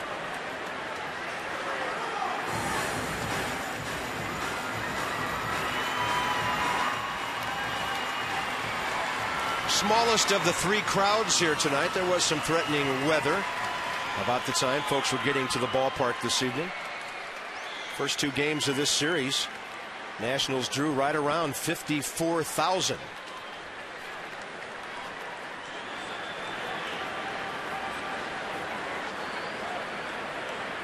Two, target away. Bernardina hits it. Berkman a diving stab, keeping that ball out of the right field corner. And if he doesn't get that, Jason Worth probably scores. He's at second base with 2 down. Oh, no doubt about it. He just took away a triple from Roger Bernardina. And that ball was scorched down the line. Great reactions by Berkman. Doesn't bounce off the base very far, and that allows him to backhand this ball. Touches the base. No time to get up and throw out Jason Worth. You see that right there? He didn't bounce off the bag very far. A lot of times first baseman will fly off that bag and try to take away the hole. Berkman just hung around the base right there. That enabled him to get that ball. Hey, guess what? If it doesn't rain earlier, that ball's probably in the right field corner. Infield a lot softer than it was earlier. That's just a good play by Berkman. Wow. That's as good a play as I've ever seen him make. Here's Zimmerman. Runner in scoring position. Ryan's had an RBI in each of the first 2 games here since his return. He's been going 1 for 4, 1 for 5 every night with a run batted in.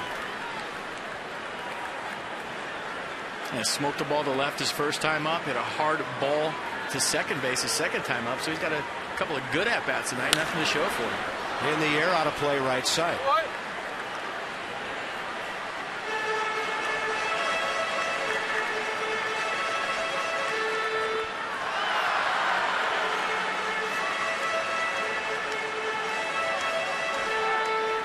Lance Nix homer on a changeup. As I mentioned earlier, Zimmerman now the only batter in the top 4 in the lineup tonight not to hit the ball out of the park. A base hit would be plenty right here. Right down the middle.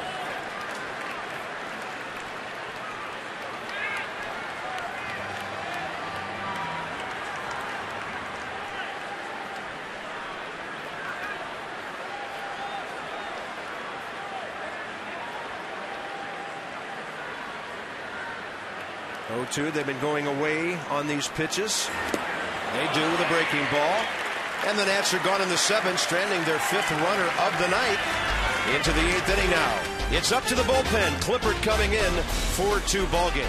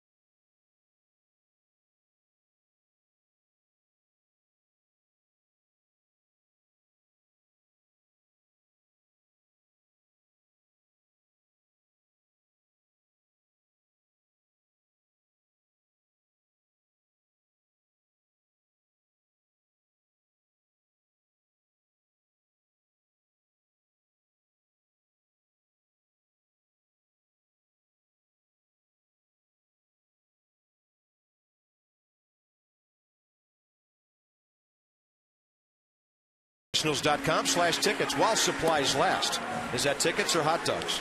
That'll be a great bargain. A lot of fun at the ballpark next Wednesday night. You know, FP, and I know you have your son and your daughter here. I have my daughter Katie here. She just told me something I hadn't thought about all night long. She said, how about John Lennon on 3 days rest? He comes back early because Marquis is suspended, eligible to come back tomorrow night. And, you know, he was pitching so well, we just kind of forgot about all that. Yeah, just a fantastic job all night long. And a lot of times when you pitch on short rest as a pitcher, you have better stuff, actually. You're not strong, and you're able to keep the ball down. We saw the ground ball outs. Maybe let's do the fact that he's pitching on 3 days. Yeah, they say sinker ball guys need to be a little tired. Here's Clippard against Tyler Green, top of the 8th. First pitch changeup high. What an effort by John Lennon. 86 pitches, 56 strikes, 7 innings. In only 1 inning, and it was a scoreless one, did he give up more than 1 hit? That's in the air. Right center. Roger Bernardino makes the early call. Stay away, right fielder. 1 out. Let the center fielder take it. Colby Rasmus is next, and every hitter now is big because you just want to face Pujols and Holiday with the bases empty if you can. Colby Rasmus 0 for 3 tonight and 2 for 12 in the series.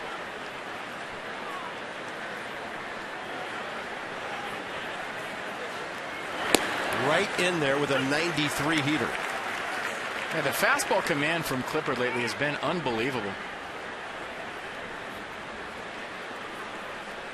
Most of the time he'll use the changeup to set up his fastball, but when you're hitting your spots like that, you know, stay away, hit your spot, stay down in the zone. He throws a breaking ball that's hit into right for Jason Worth. And Albert Pujols will bat with the bases empty. Now there's a nice flow going to the ball game here in the 8th inning for the Nats. B1 with it with hand-cooked tires. Pujols tonight has walked, scored, and singled. In the series, the Nats have minimized his damage. It all came on his first swing Tuesday night, a 2-run first-inning homer.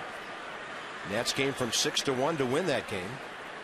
So Albert in this series, 2 for 8, still just that homer and the 2 RBIs. Nationals have walked him 3 times. Clippard, strike 1, outside corner, quality strike. Go right after him. You got a 2-run lead.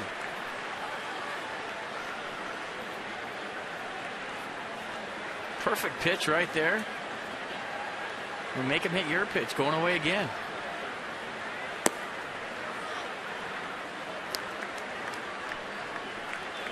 And then you'd like to see that guy leading off the 9th inning. Holiday swinging the bat well tonight in his return.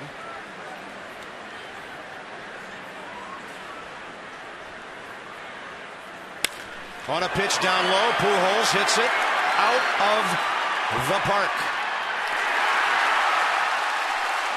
He went down and dug that one and hits his 2nd homer of the series, his 16th of the year.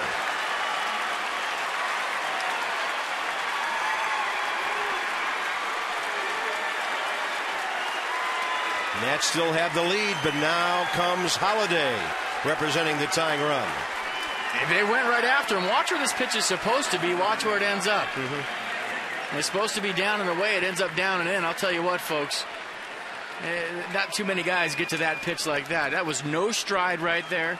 Just dropping the head on a 93-mile-an-hour fastball down and in. Unbelievable. Wow. Holiday commits and strike 1. Careful when you're flirting with that inner half. Now it's a different story. Albert Pujols can have his home run. You still have a 1-run lead, but now all of a sudden the game changes. You start messing with the inner half to power hitters, you just saw what happens.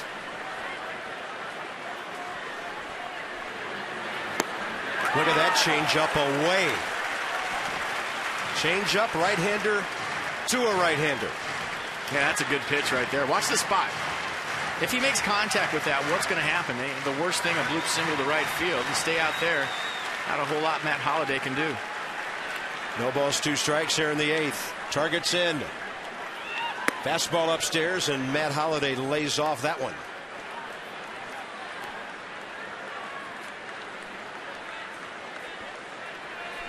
Danger waiting again.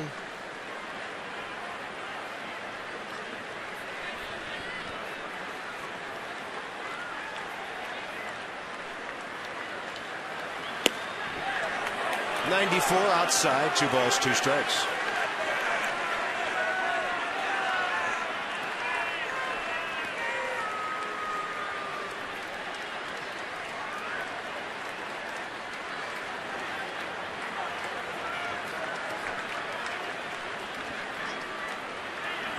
Clippard with a slider, just missing. Good looking pitch. Good pitch, good spot, didn't get the call. Wow. He's looking in there. Where was this pitch? Just off the plate away. Looked like a ball to me. Pitch of decision here on 3-2 in a 1-run game. Clippard holds on to the changeup way too long. He was not interested in a fastball on 3-2 to Matt Holliday. No, I like the pitch. Can't blame him. Yeah, I like the pitch. He just didn't execute it. That'll bring up Berkman, who batting left-handed this year has been a terror. Hitting .329, 14 of his 17 homers, and 38 of his 48 RBIs. 2 for 9 in this series.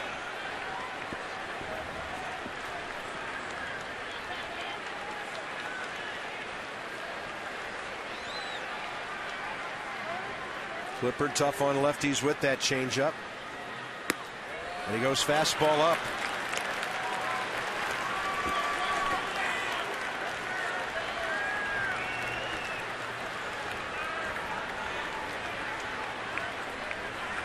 Tying runs aboard here in the 8th. Holliday on base 3 times in his return tonight.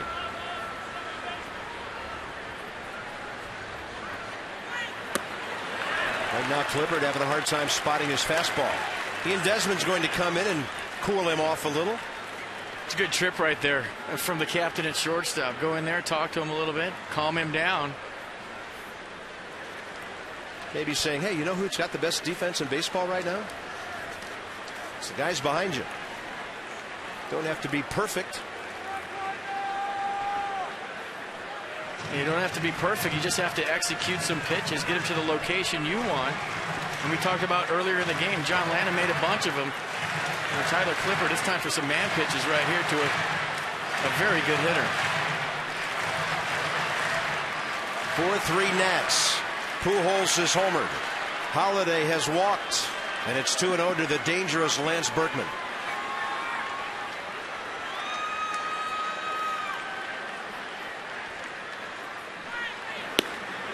It's in there. Big strike to get.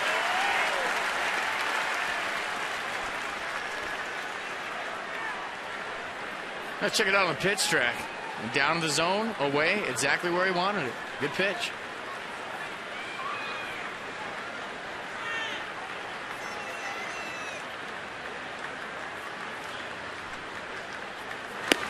Fastball up, and Berkman couldn't reach it. That's a man pitch. 2-1 fastball by a good hitter.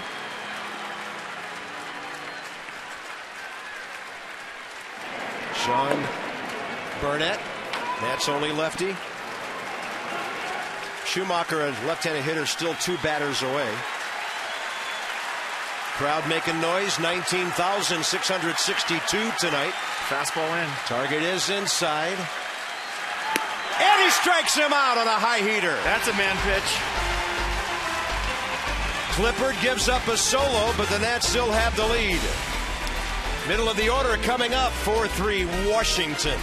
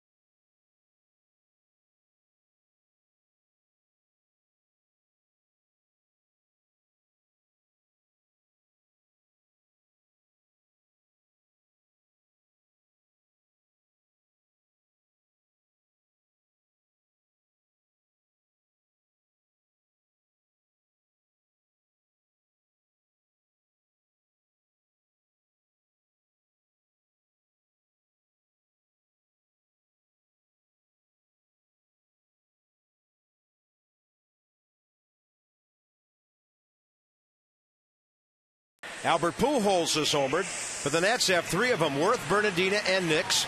Michael Morse has doubled and scored a run here at home. And time for our forward drive of the game. Let's go back to the 6th inning. Check out that tater from Lance Nix. Change up down the zone. He digs it out. He sat on it all the way. And that, folks, is our forward drive of the game. A nice piece of hit, Lance Nix in the rain. Nice piece of catching by a guy with a Strasburg jersey on, then some chest bumping among Nationals fans. Nix, Morse, Espinoza. Another inning out there for St. Louis reliever Mitchell Boggs. Drew Storen warming up. And Nix in attack mode as usual. Fouls it off the left side. Lance now 7 home runs and 18 RBIs in his last 31 games. There he is, a young man who grew up in Indiana watching the Cardinals. Drew Storen. Some things have come full circle for him. He was called up to the big leagues when the Nats were in St. Louis last year.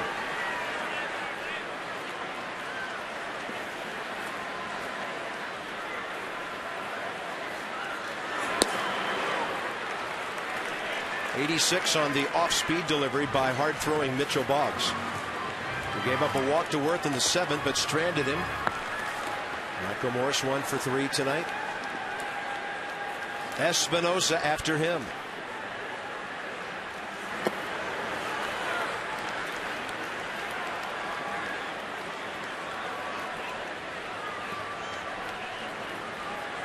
Look at how he gears it up from this time of a game on. Prime time.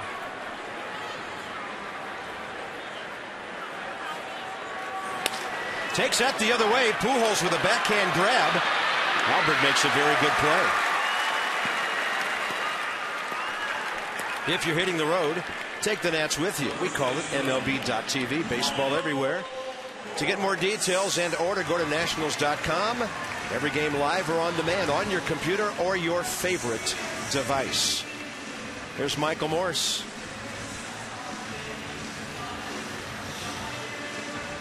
One for 3 with an opposite field double off the scoreboard in the 4th inning. He scored on the Danny Espinoza base hit.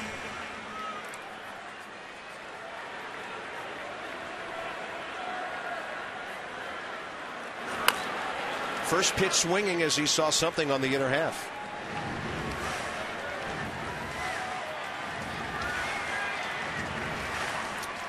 In a row at home now.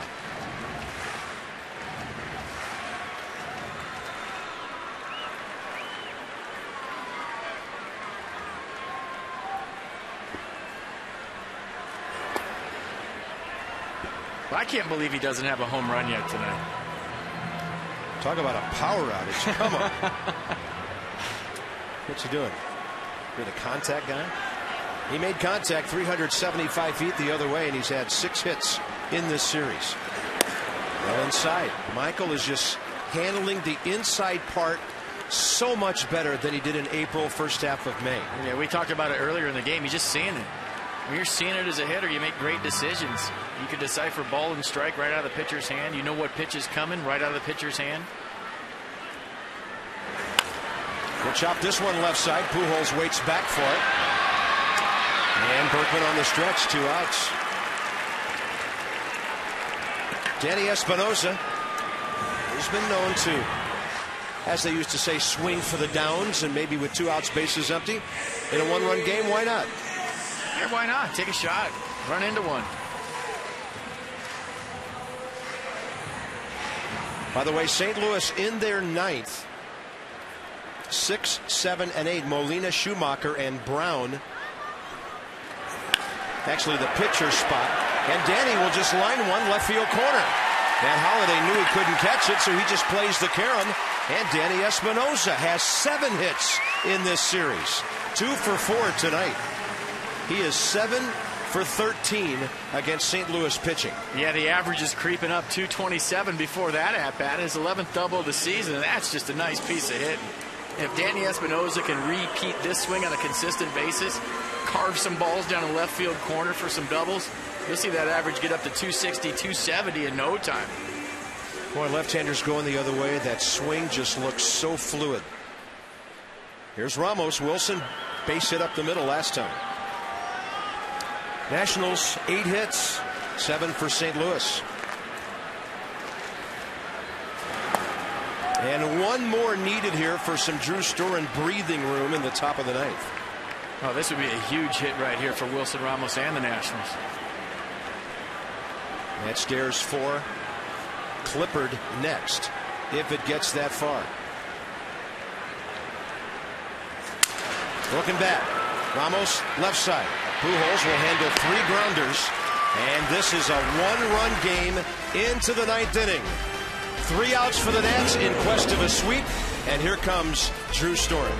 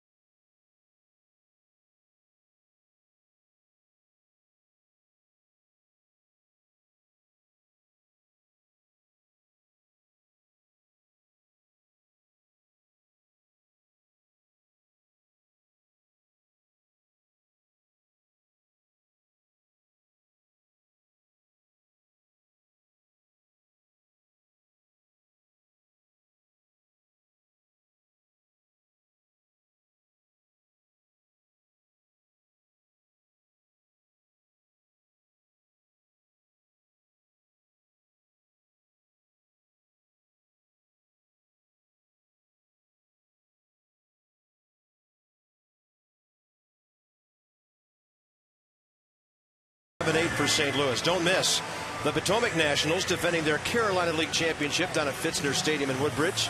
Lots of great promotions, ticket specials. Lots of fun down there in Woodbridge. 703-590-2311. PotomacNationals.com. Drew Storen made a 7-game visit to Potomac back in 09. They got to see him for 10 innings on his way to Harrisburg. Well, I got news for everybody at Potomac. They're not going to see him again unless they come here to D.C. He's been lights out. In 16 out of 17 save opportunities, a 186 average against. So for Storen, 2-seam fastball slider. We've seen a couple changeups, mostly fastball slider. For St. Louis, Molina, Schumacher, and then a pinch hitter in the pitcher spot, most likely Mark Hamilton, a left-handed batter. Yadier Molina 0 for 3 tonight, RBI ground ball, 1 for 9 in the series. And of course there's the lefty Schumacher. So getting the right-handed batter a huge step in this 9th inning if Drew can do it. Tight zone, ball 1. When there's a chance for a save, less than a half run per game to ERA. 19 innings, 1 earned run. Molina hits this ball a mile, and that is a blown save. 4-4 game.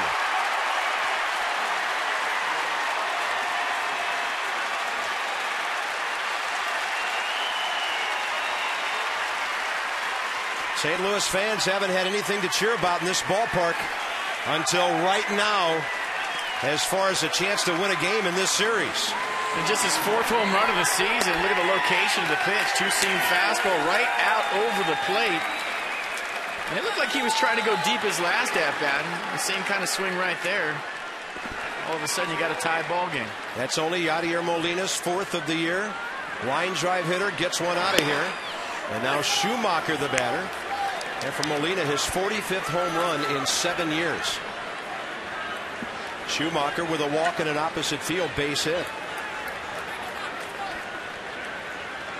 Drew Storen blowing only his 2nd save opportunity of the year.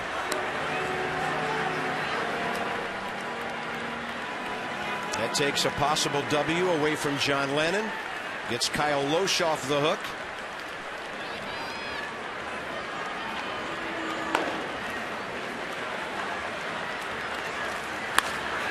Out to short. Desmond to his left. Really good hands on that one. One out.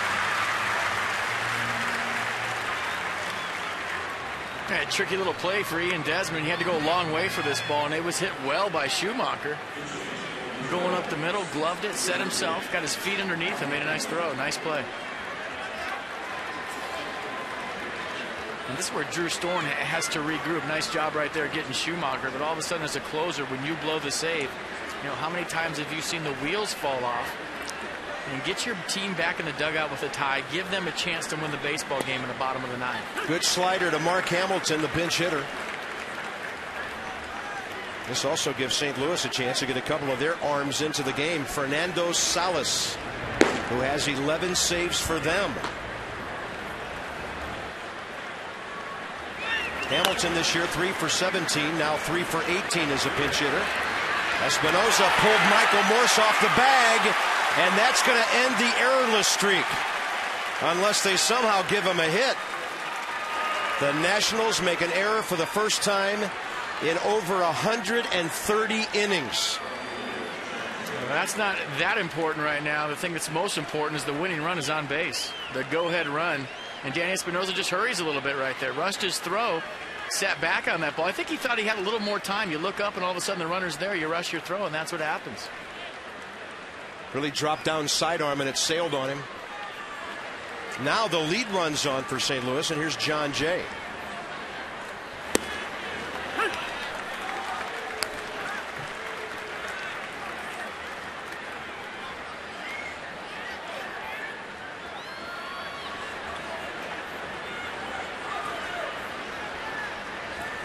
Ballpark quiet now.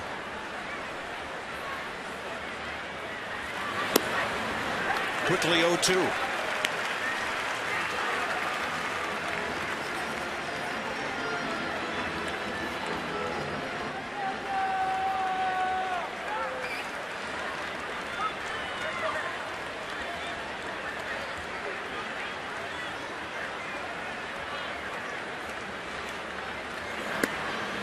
And then Storn goes with a fastball up.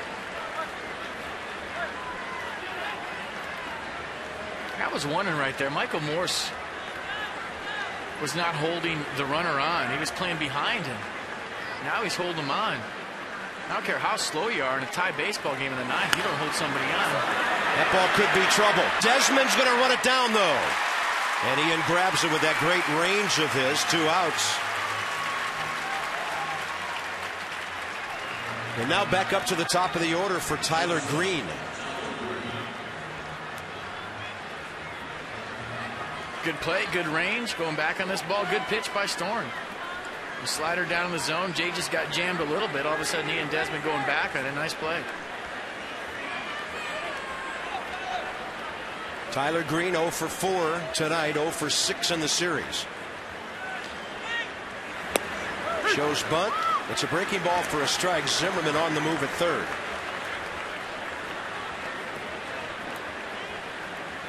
I like my hitter right now in this situation, thinking about hitting a gap, not bunting to get himself on. In a tie ball game, go ahead run at first base. Well, what's a bunt going to do? Another little flare, but Espinosa is there.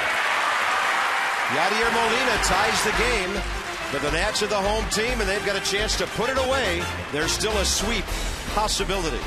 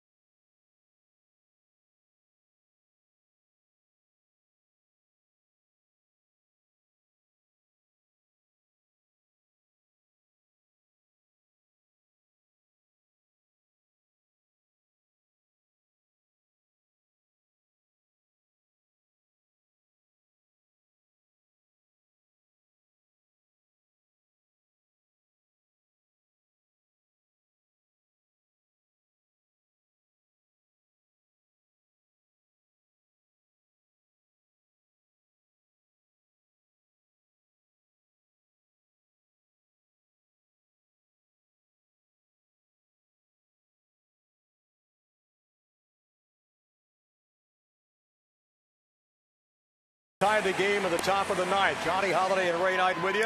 We'll have our Nets extra post game coming up in just a couple of moments. A tough one, but still we got 3 more outs to go here. Tie ball game. Hey, no question the way this ball club's been going and the attitude that they have, I wouldn't be surprised if they don't score right here, Johnny. Just 2 big home runs. This ball club's a great hitting ball club. The team shut them down so far this series, and you got to expect that they're going to do some things like that. These pitchers aren't perfect. Best hitting team in the National League, the Cardinals. Let's take it back upstairs to Bob at FP. Thank you, Johnny. Thank you, Ray. This is Fernando Salas, who does not have a save possibility tonight. He's 11 for 12 against the league. He's been quite a find for the Cardinals at the age of 26 after pitching in only 27 career games coming into this year. Yeah, very calm demeanor out there from Salas. Nothing really bothers this guy. Fastball, slider, changeup. And fastball will go about 90 miles an hour. Got good movement on it. Mitchell Boggs got them 2 scoreless innings, 7th and 8th. To get it to this point, coupled with the Molina home run. And it'll be Matt Stairs for Storen to lead off the ninth.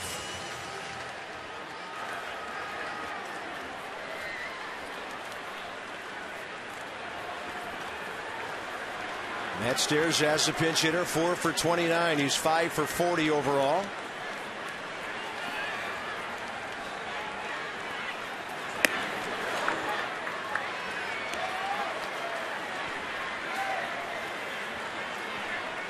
Active leader in pinch hits.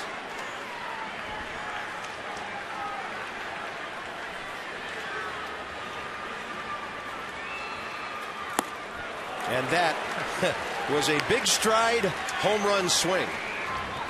That was, I'm smelling the spread swing. I want to go eat after this ball game and get us back into the clubhouse. Yeah, his next home run as a pinch hitter will be his home run with his 12th major league team. That would be a major league record.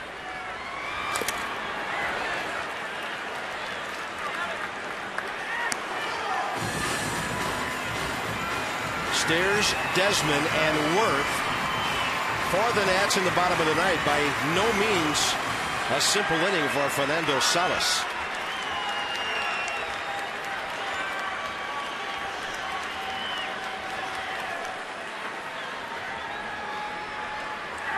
Stairs, right to Berkman, 1 out.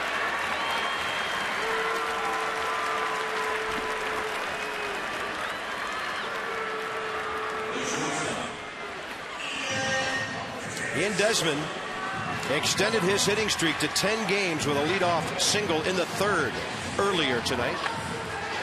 In this series, he's 3 for 11.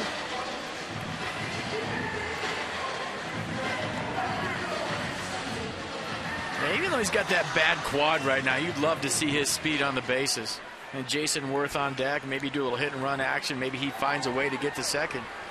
I'd love to see Ian Desmond on, obviously.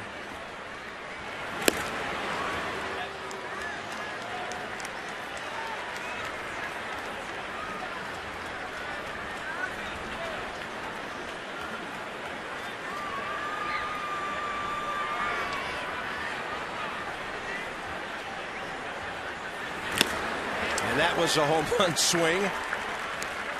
Big stride, big uppercut. Yeah, try and end the game with one swing. And that's the trap you fall into. Bottom of the 9th inning, you want to be the hero.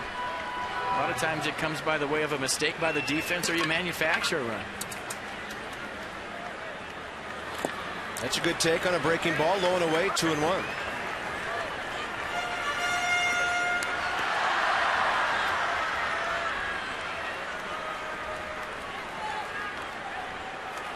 You check out the delivery from Salas right here. A little slow motion X-Mo. You check out the grip, a little spike grip on the curveball. X-Mo brought to you by your DC area Volkswagen dealers, VWDealer.com. 2-1 pitch. Way outside, ball 3.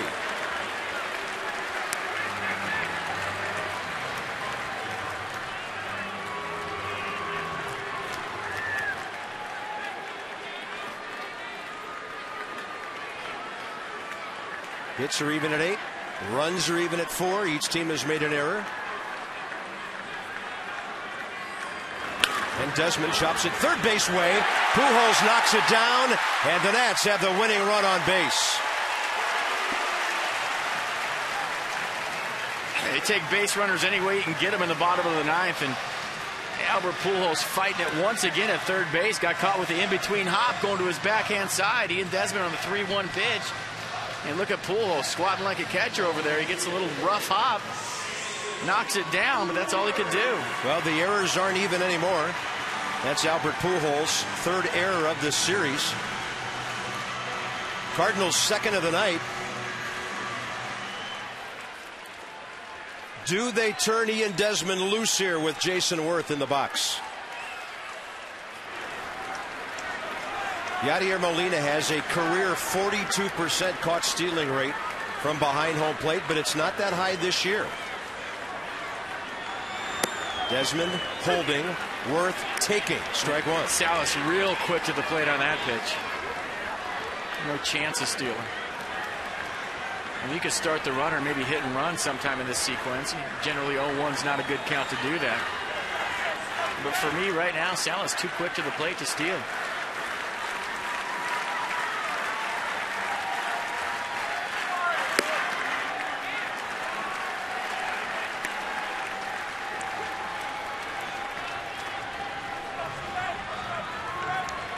Nationals trying to win their 6th in a row, sweep the series, and get back to within 3 games of the 500 mark.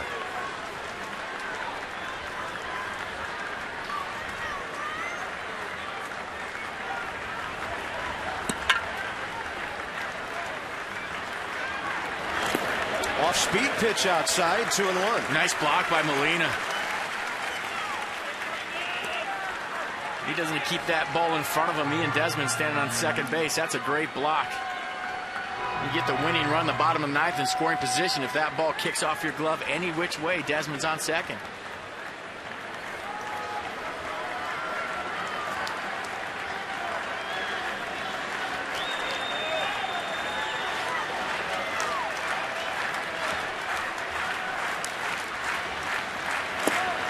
Jason Worth takes it over below, ball 3. Great take.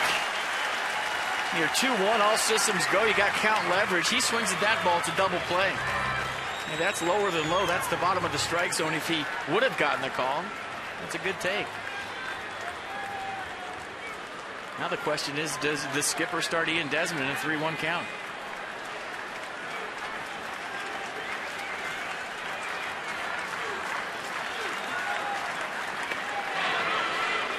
Slight flinch towards second base right as that throw is made. It doesn't really matter if you flinch on 3-1. There's nothing Tony La Russa can do. He can't pitch out. Maybe throw over again.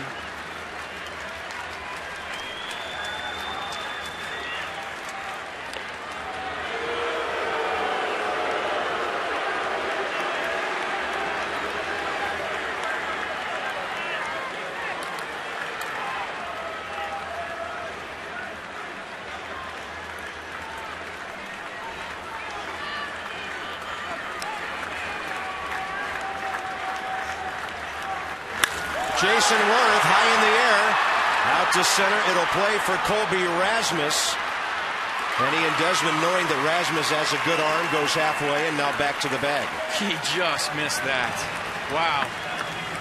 Jason Worth wants that pitch right back. 3-1 fastball. All systems go right down the middle, center cut, and he just missed that, folks. And he is not happy with himself. That's the same pitch we've seen him hit out the last couple of nights. With just a fraction underneath it, it doesn't take much. He gets on top of that ball of hair, and it's in the seats, and this game's over. Here's Bernardina. A little tougher for a catcher to throw with a left-handed batter in front of him. But the Nats more inclined to run here. Target is away. Desmond holding, strike one to Roger. If Ian Desmond's going to get to second base, he's going to have to time Salas. What do I mean by that? If he gets into some kind of rhythm to where he's 1-2-3 pitch, 1-2-3 pitch, you can go. But he is so quick to the plate right now, and you got one of the best throwing catchers in the business. It's going to be tough for him to get there.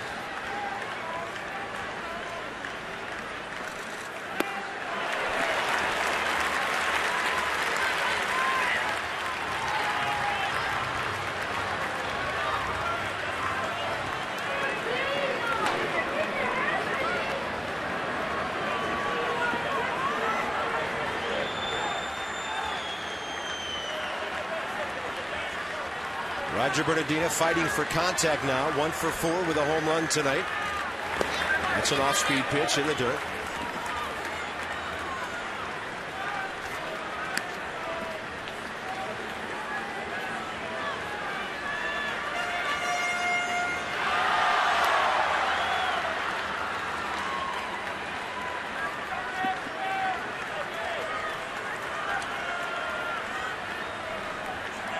Salas is working slowly here, but he's working efficiently. Bernardina, a little tapper. That ball goes foul.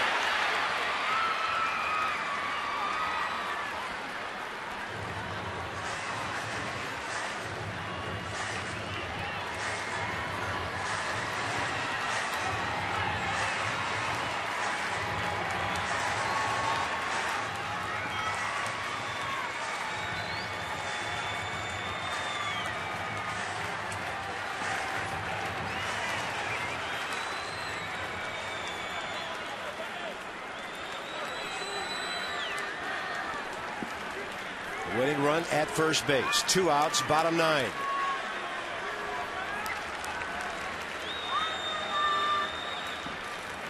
Bernardina strikes out on the pitch out of the strike zone. The Nats will strand their 7th runner of the night. St. Louis goes extra innings for the 10th time this year. The Nationals will go extra for the 11th time this year.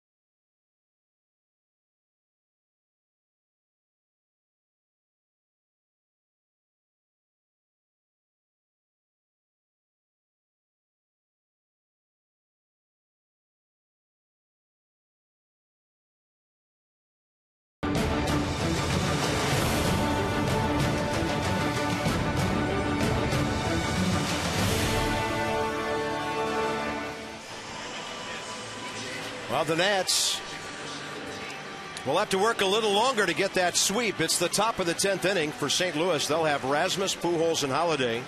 Figures to be a tough inning for the bullpen. Sean Burnett might only be facing one hitter. We'll find out.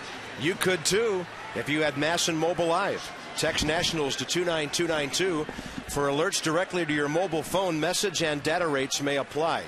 Sean Burnett probably figures to pitch only against Colby Rasmus, and then the Nationals have Todd Coffey ready for Pujols and Holiday. We'll see. 216 lefties hitting against Sean this year. Colby Rasmus 0 for 4 tonight, 2 for 13 in the series.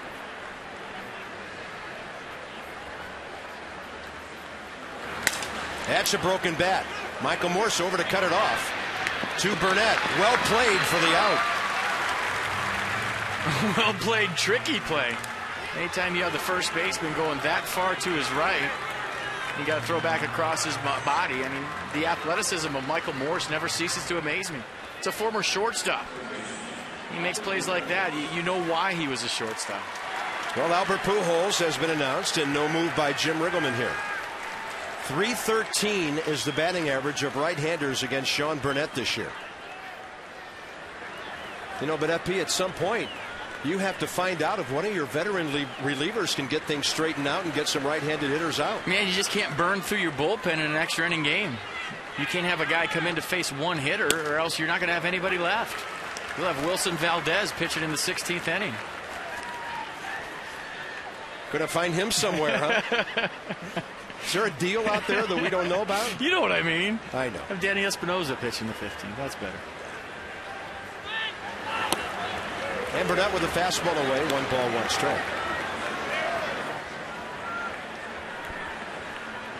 I think, didn't the Cardinals 2 years ago have a 21-inning game against the Mets, and former Nat Felipe Lopez finished that game on the mound.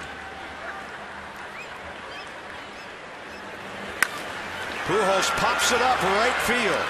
Underneath it, Jason Worth. 2 outs. 1 slugger retired, now another one coming up. Hey, look at this pitch by Burnett up in the zone, and Pujols late. We talk about how long he waits. He just waited a little bit too long on that ball. It was a little bit away. Just a can of corn for Jason Worth.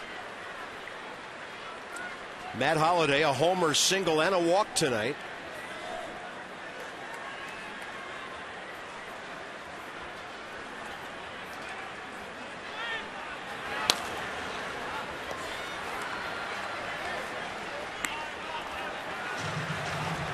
Sean Burnett against Matt Holliday. 1 previous meeting and 1 base hit.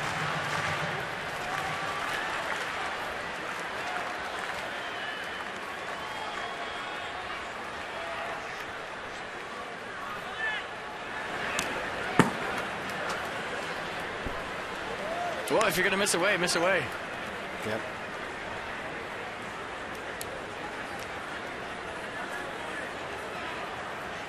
On the road this year in extra innings, St. Louis is 3-2 with that 5-4 overall record. At home, the Nats are 1-1, and they've won 6 out of 10 extra inning games.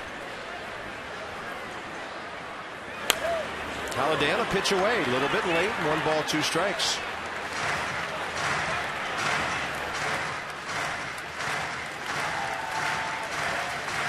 And this inning would be big for Sean Burnett's confidence. You go through Pujols and Holliday, Rasmus, 3 good hitters. You know, he's been rattled a little bit lately.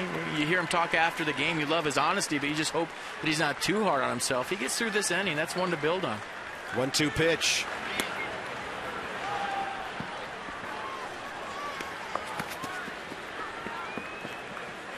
And they need him. They need him out of the bullpen to be effective. This is a guy that had a tremendous season last year, slipped a little bit this year. But if he can lock it back in, now you got some more pieces to the puzzle down there in the bullpen fitting.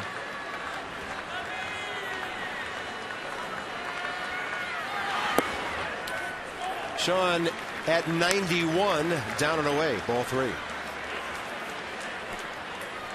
Danger in the on-deck circle, and Lance Berkman, who the Nats have held in check in this series to the tune of 2 for 10.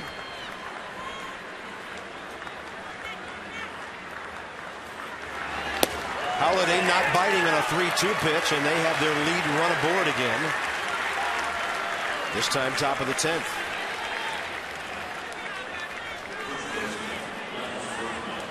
For Sean Burnett this year, 12 strikeouts, now 8 walks in just over 23 innings. Lance Berkman turns around to bat right-handed. 3 right-handed at bats against John Lannon tonight. 2 ground balls and a base hit up the middle. High strike. And if you're thinking about Matt Holliday running, he's 0 for 1 this season. He's got the left quad strain that he's coming back from the DL on. But you never know. I mean, a lot of times you play to win on the road. You gamble and go first move. You got to pay attention to him, even though he's got the bad quad. Burnett with a pretty good looking off-speed pitch. Well, not that off-speed, 91. But it had some wicked down and away movement on it. Pretty close to the zone there.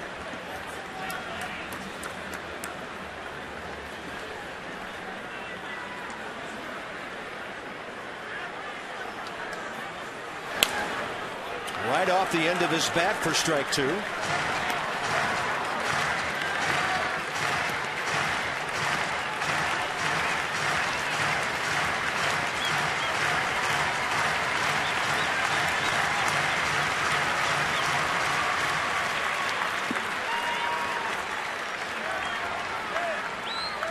Burnett working from the third base end of the pitching rubber. He tries to get it to the outside edge and just misses. Well, this becomes a very big pitch. You throw a ball right here, all of a sudden you got a 3-2 count. Matt Holliday gets a head start at first base, so you want to seal the deal right here if you're Sean Burnett.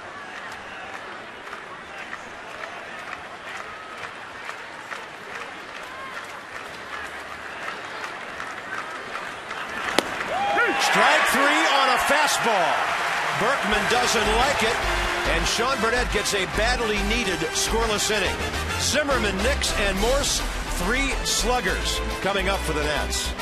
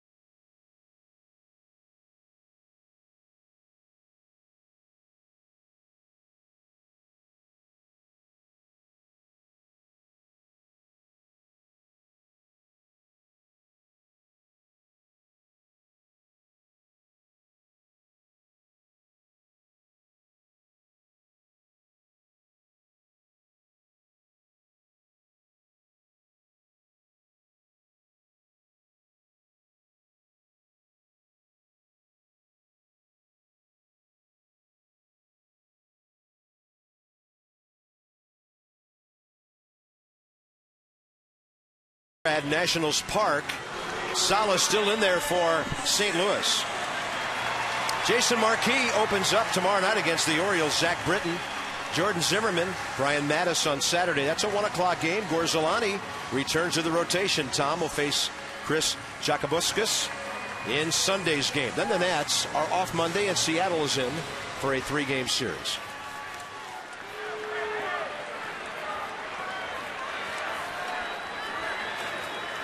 Ryan Zimmerman. 0 for 4 tonight.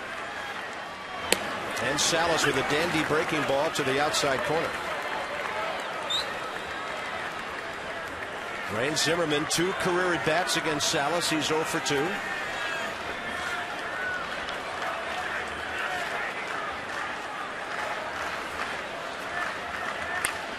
That ball was hanging up and in, and Ryan was a little too quick for it.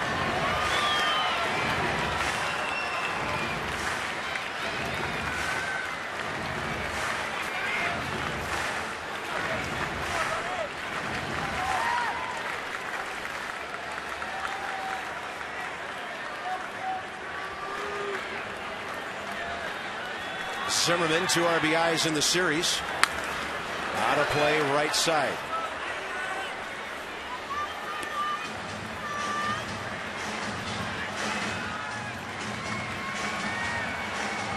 Salas was signed by St. Louis out of the Mexican League at the age of 21. Back in 07, he's become one of the mainstays of their back end of the bullpen.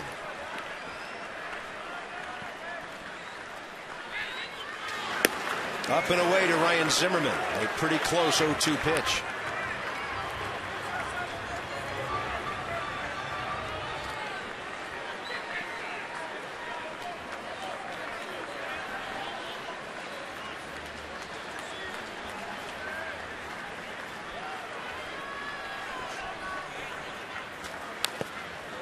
Just reaching to get a piece of that breaking pitch. Good fight, good battle right there. Yep. That's one of those borderline pitches where as a hitter, if you think it's going to be a strike, you go with the 911 emergency act. Good job of buying yourself another chance.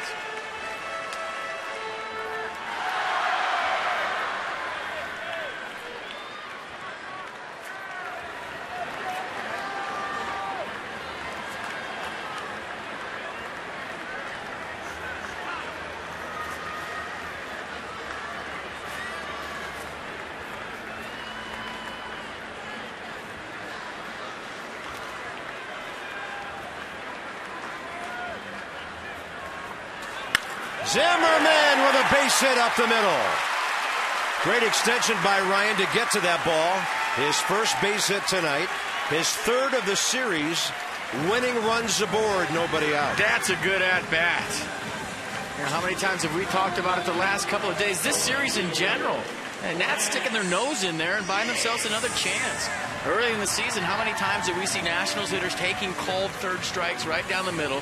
Well, that's changed. I mean, they're buying themselves more swings. Great job of fouling off the slider away to get to that pitch. Leadoff man on here, and they're in business. Lance Nix 1 for 4 with a home run. Not the kind of guy you're bunting in a situation like this. No, if he does it, it's on his own.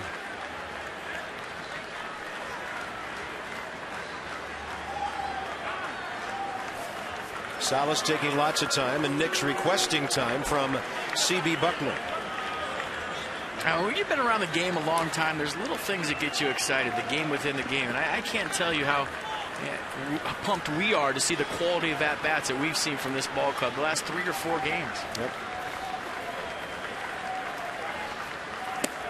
This ball game's in the 10th inning. Only 5 Nationals hitters have struck out tonight.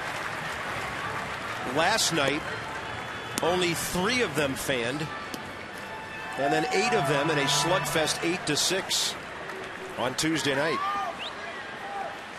And it wasn't how many strikeouts, it was just how they were striking out early in the season. Now they're fighting.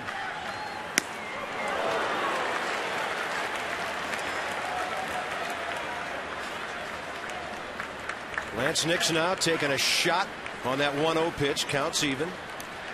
He's made it to double figures in home runs tonight. So has Jason Worth. Michael Morse has the Nationals' only walk-off home run of this season.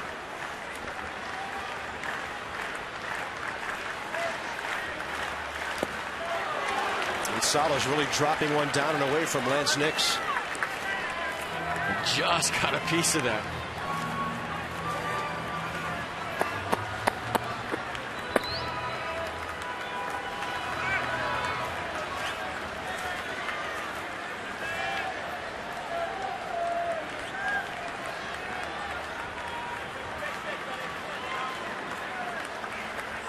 One and 2 with nobody out. Target in. Nick strikes out. Second strikeout by Salas. Nationals at home on Friday night, May 27. Drew Stewart had given up a homer in the top of the 9th. Michael Morse led off the bottom. Says, I got your back, Drew, right here. Let's all get crazy at home plate because I'm going deep. Walk-off jack. He's digging it. Smokes himself in the helmet about 8 times coming around first. Do a little dancing first. Pie in the face. Gatorade. Nothing left in the dugout, or they report that on him too. That was Michael Morse's 6th home run of the year back then. He's added 6 more in the last 3 weeks. That hits him. Salas throwing one 90 miles an hour right into Michael's body, and that pushes the winning run to second base. Yeah, that is not what Salas wanted to do. He tried to go fastball in on him, hit him, put the winning run at second base for a hot-hitting Danny Espinosa. How about that left quad? Nowhere to go, huh? Nowhere to go. That's just a sinker that's chasing you. No way to get out of the way. That's one you're going to have to get some ice on after the game because that will tighten up. Now a single could win it for the Nationals. As Danny Espinosa is in, or about to, I'm watching the St. Louis outfield. Right now, they are what you would call at medium depth with 1 out. They have to give themselves a chance to throw somebody out with a base hit. By far, the best arm is in center field. John Jay has a good arm in right. Matt Holliday, not much of an arm in left. Well, Ryan Zimmerman did a good job of just turning around, checking his outfield. This is the winning run on second base. You know that. So now you have to work hard in your secondary lead. Got to work hard forwards and work hard back. Danny Espinosa 2 for 4 with an RBI tonight.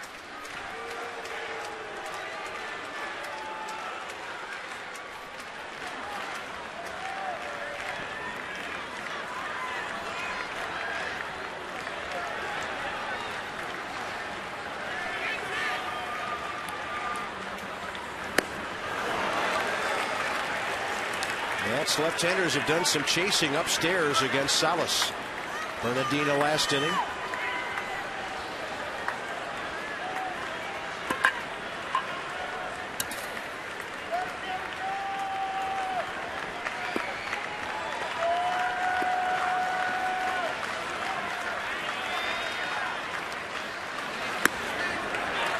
There you go. Make the adjustment. Good take.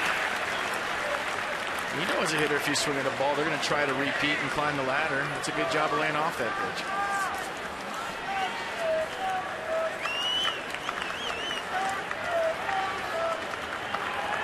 Winning run, second base, 1 out, bottom of the 10th. And a 1-1 count to Danny Espinosa, who has had 7 hits in this series. Off speed, great take, ball 2. Now, we saw in San Diego, Danny Espinosa with a big sacrifice fly, very calm at-bat in a very similar situation. We talked about it after the game, a very mature at-bat for a rookie. He's doing the same thing right now, swinging the ball over his head, a couple of good takes, still hunting his pitch, staying with the game plan.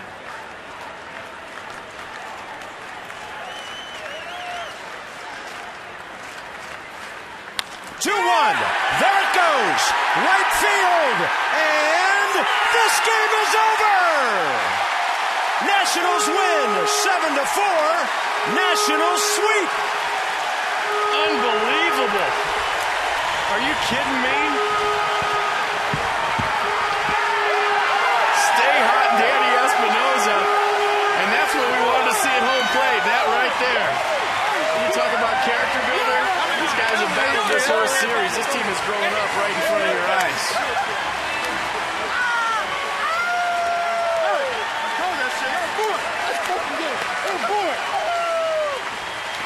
Danny Espinosa's 12th of the year.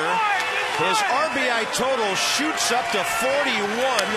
And the Nationals have swept a team that came to town in first place. Just another big boy at-bat from Danny Espinosa. Very calm, very relaxed, hunting that fastball in. And look at the swing, look at the extension, look at the result.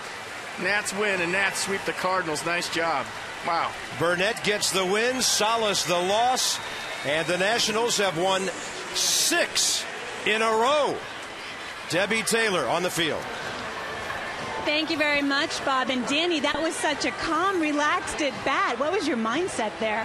No, they're just trying to get a good pitch and just trying to really, drive a ball. And thought I got a pretty good pitch right there to hit, and I was able to get the barrel on the ball.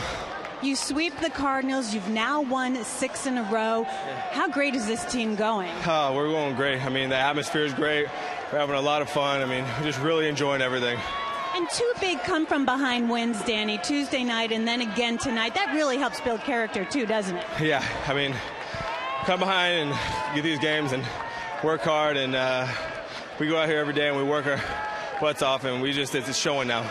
Okay, nice work, Danny Espinosa, with the dramatic home run in the bottom of the 10th. The Nationals win. Oh, and here comes the Gatorade. We'll be back with more right after this. The Nats defeat the Cardinals and sweep the series by a final of 7-4.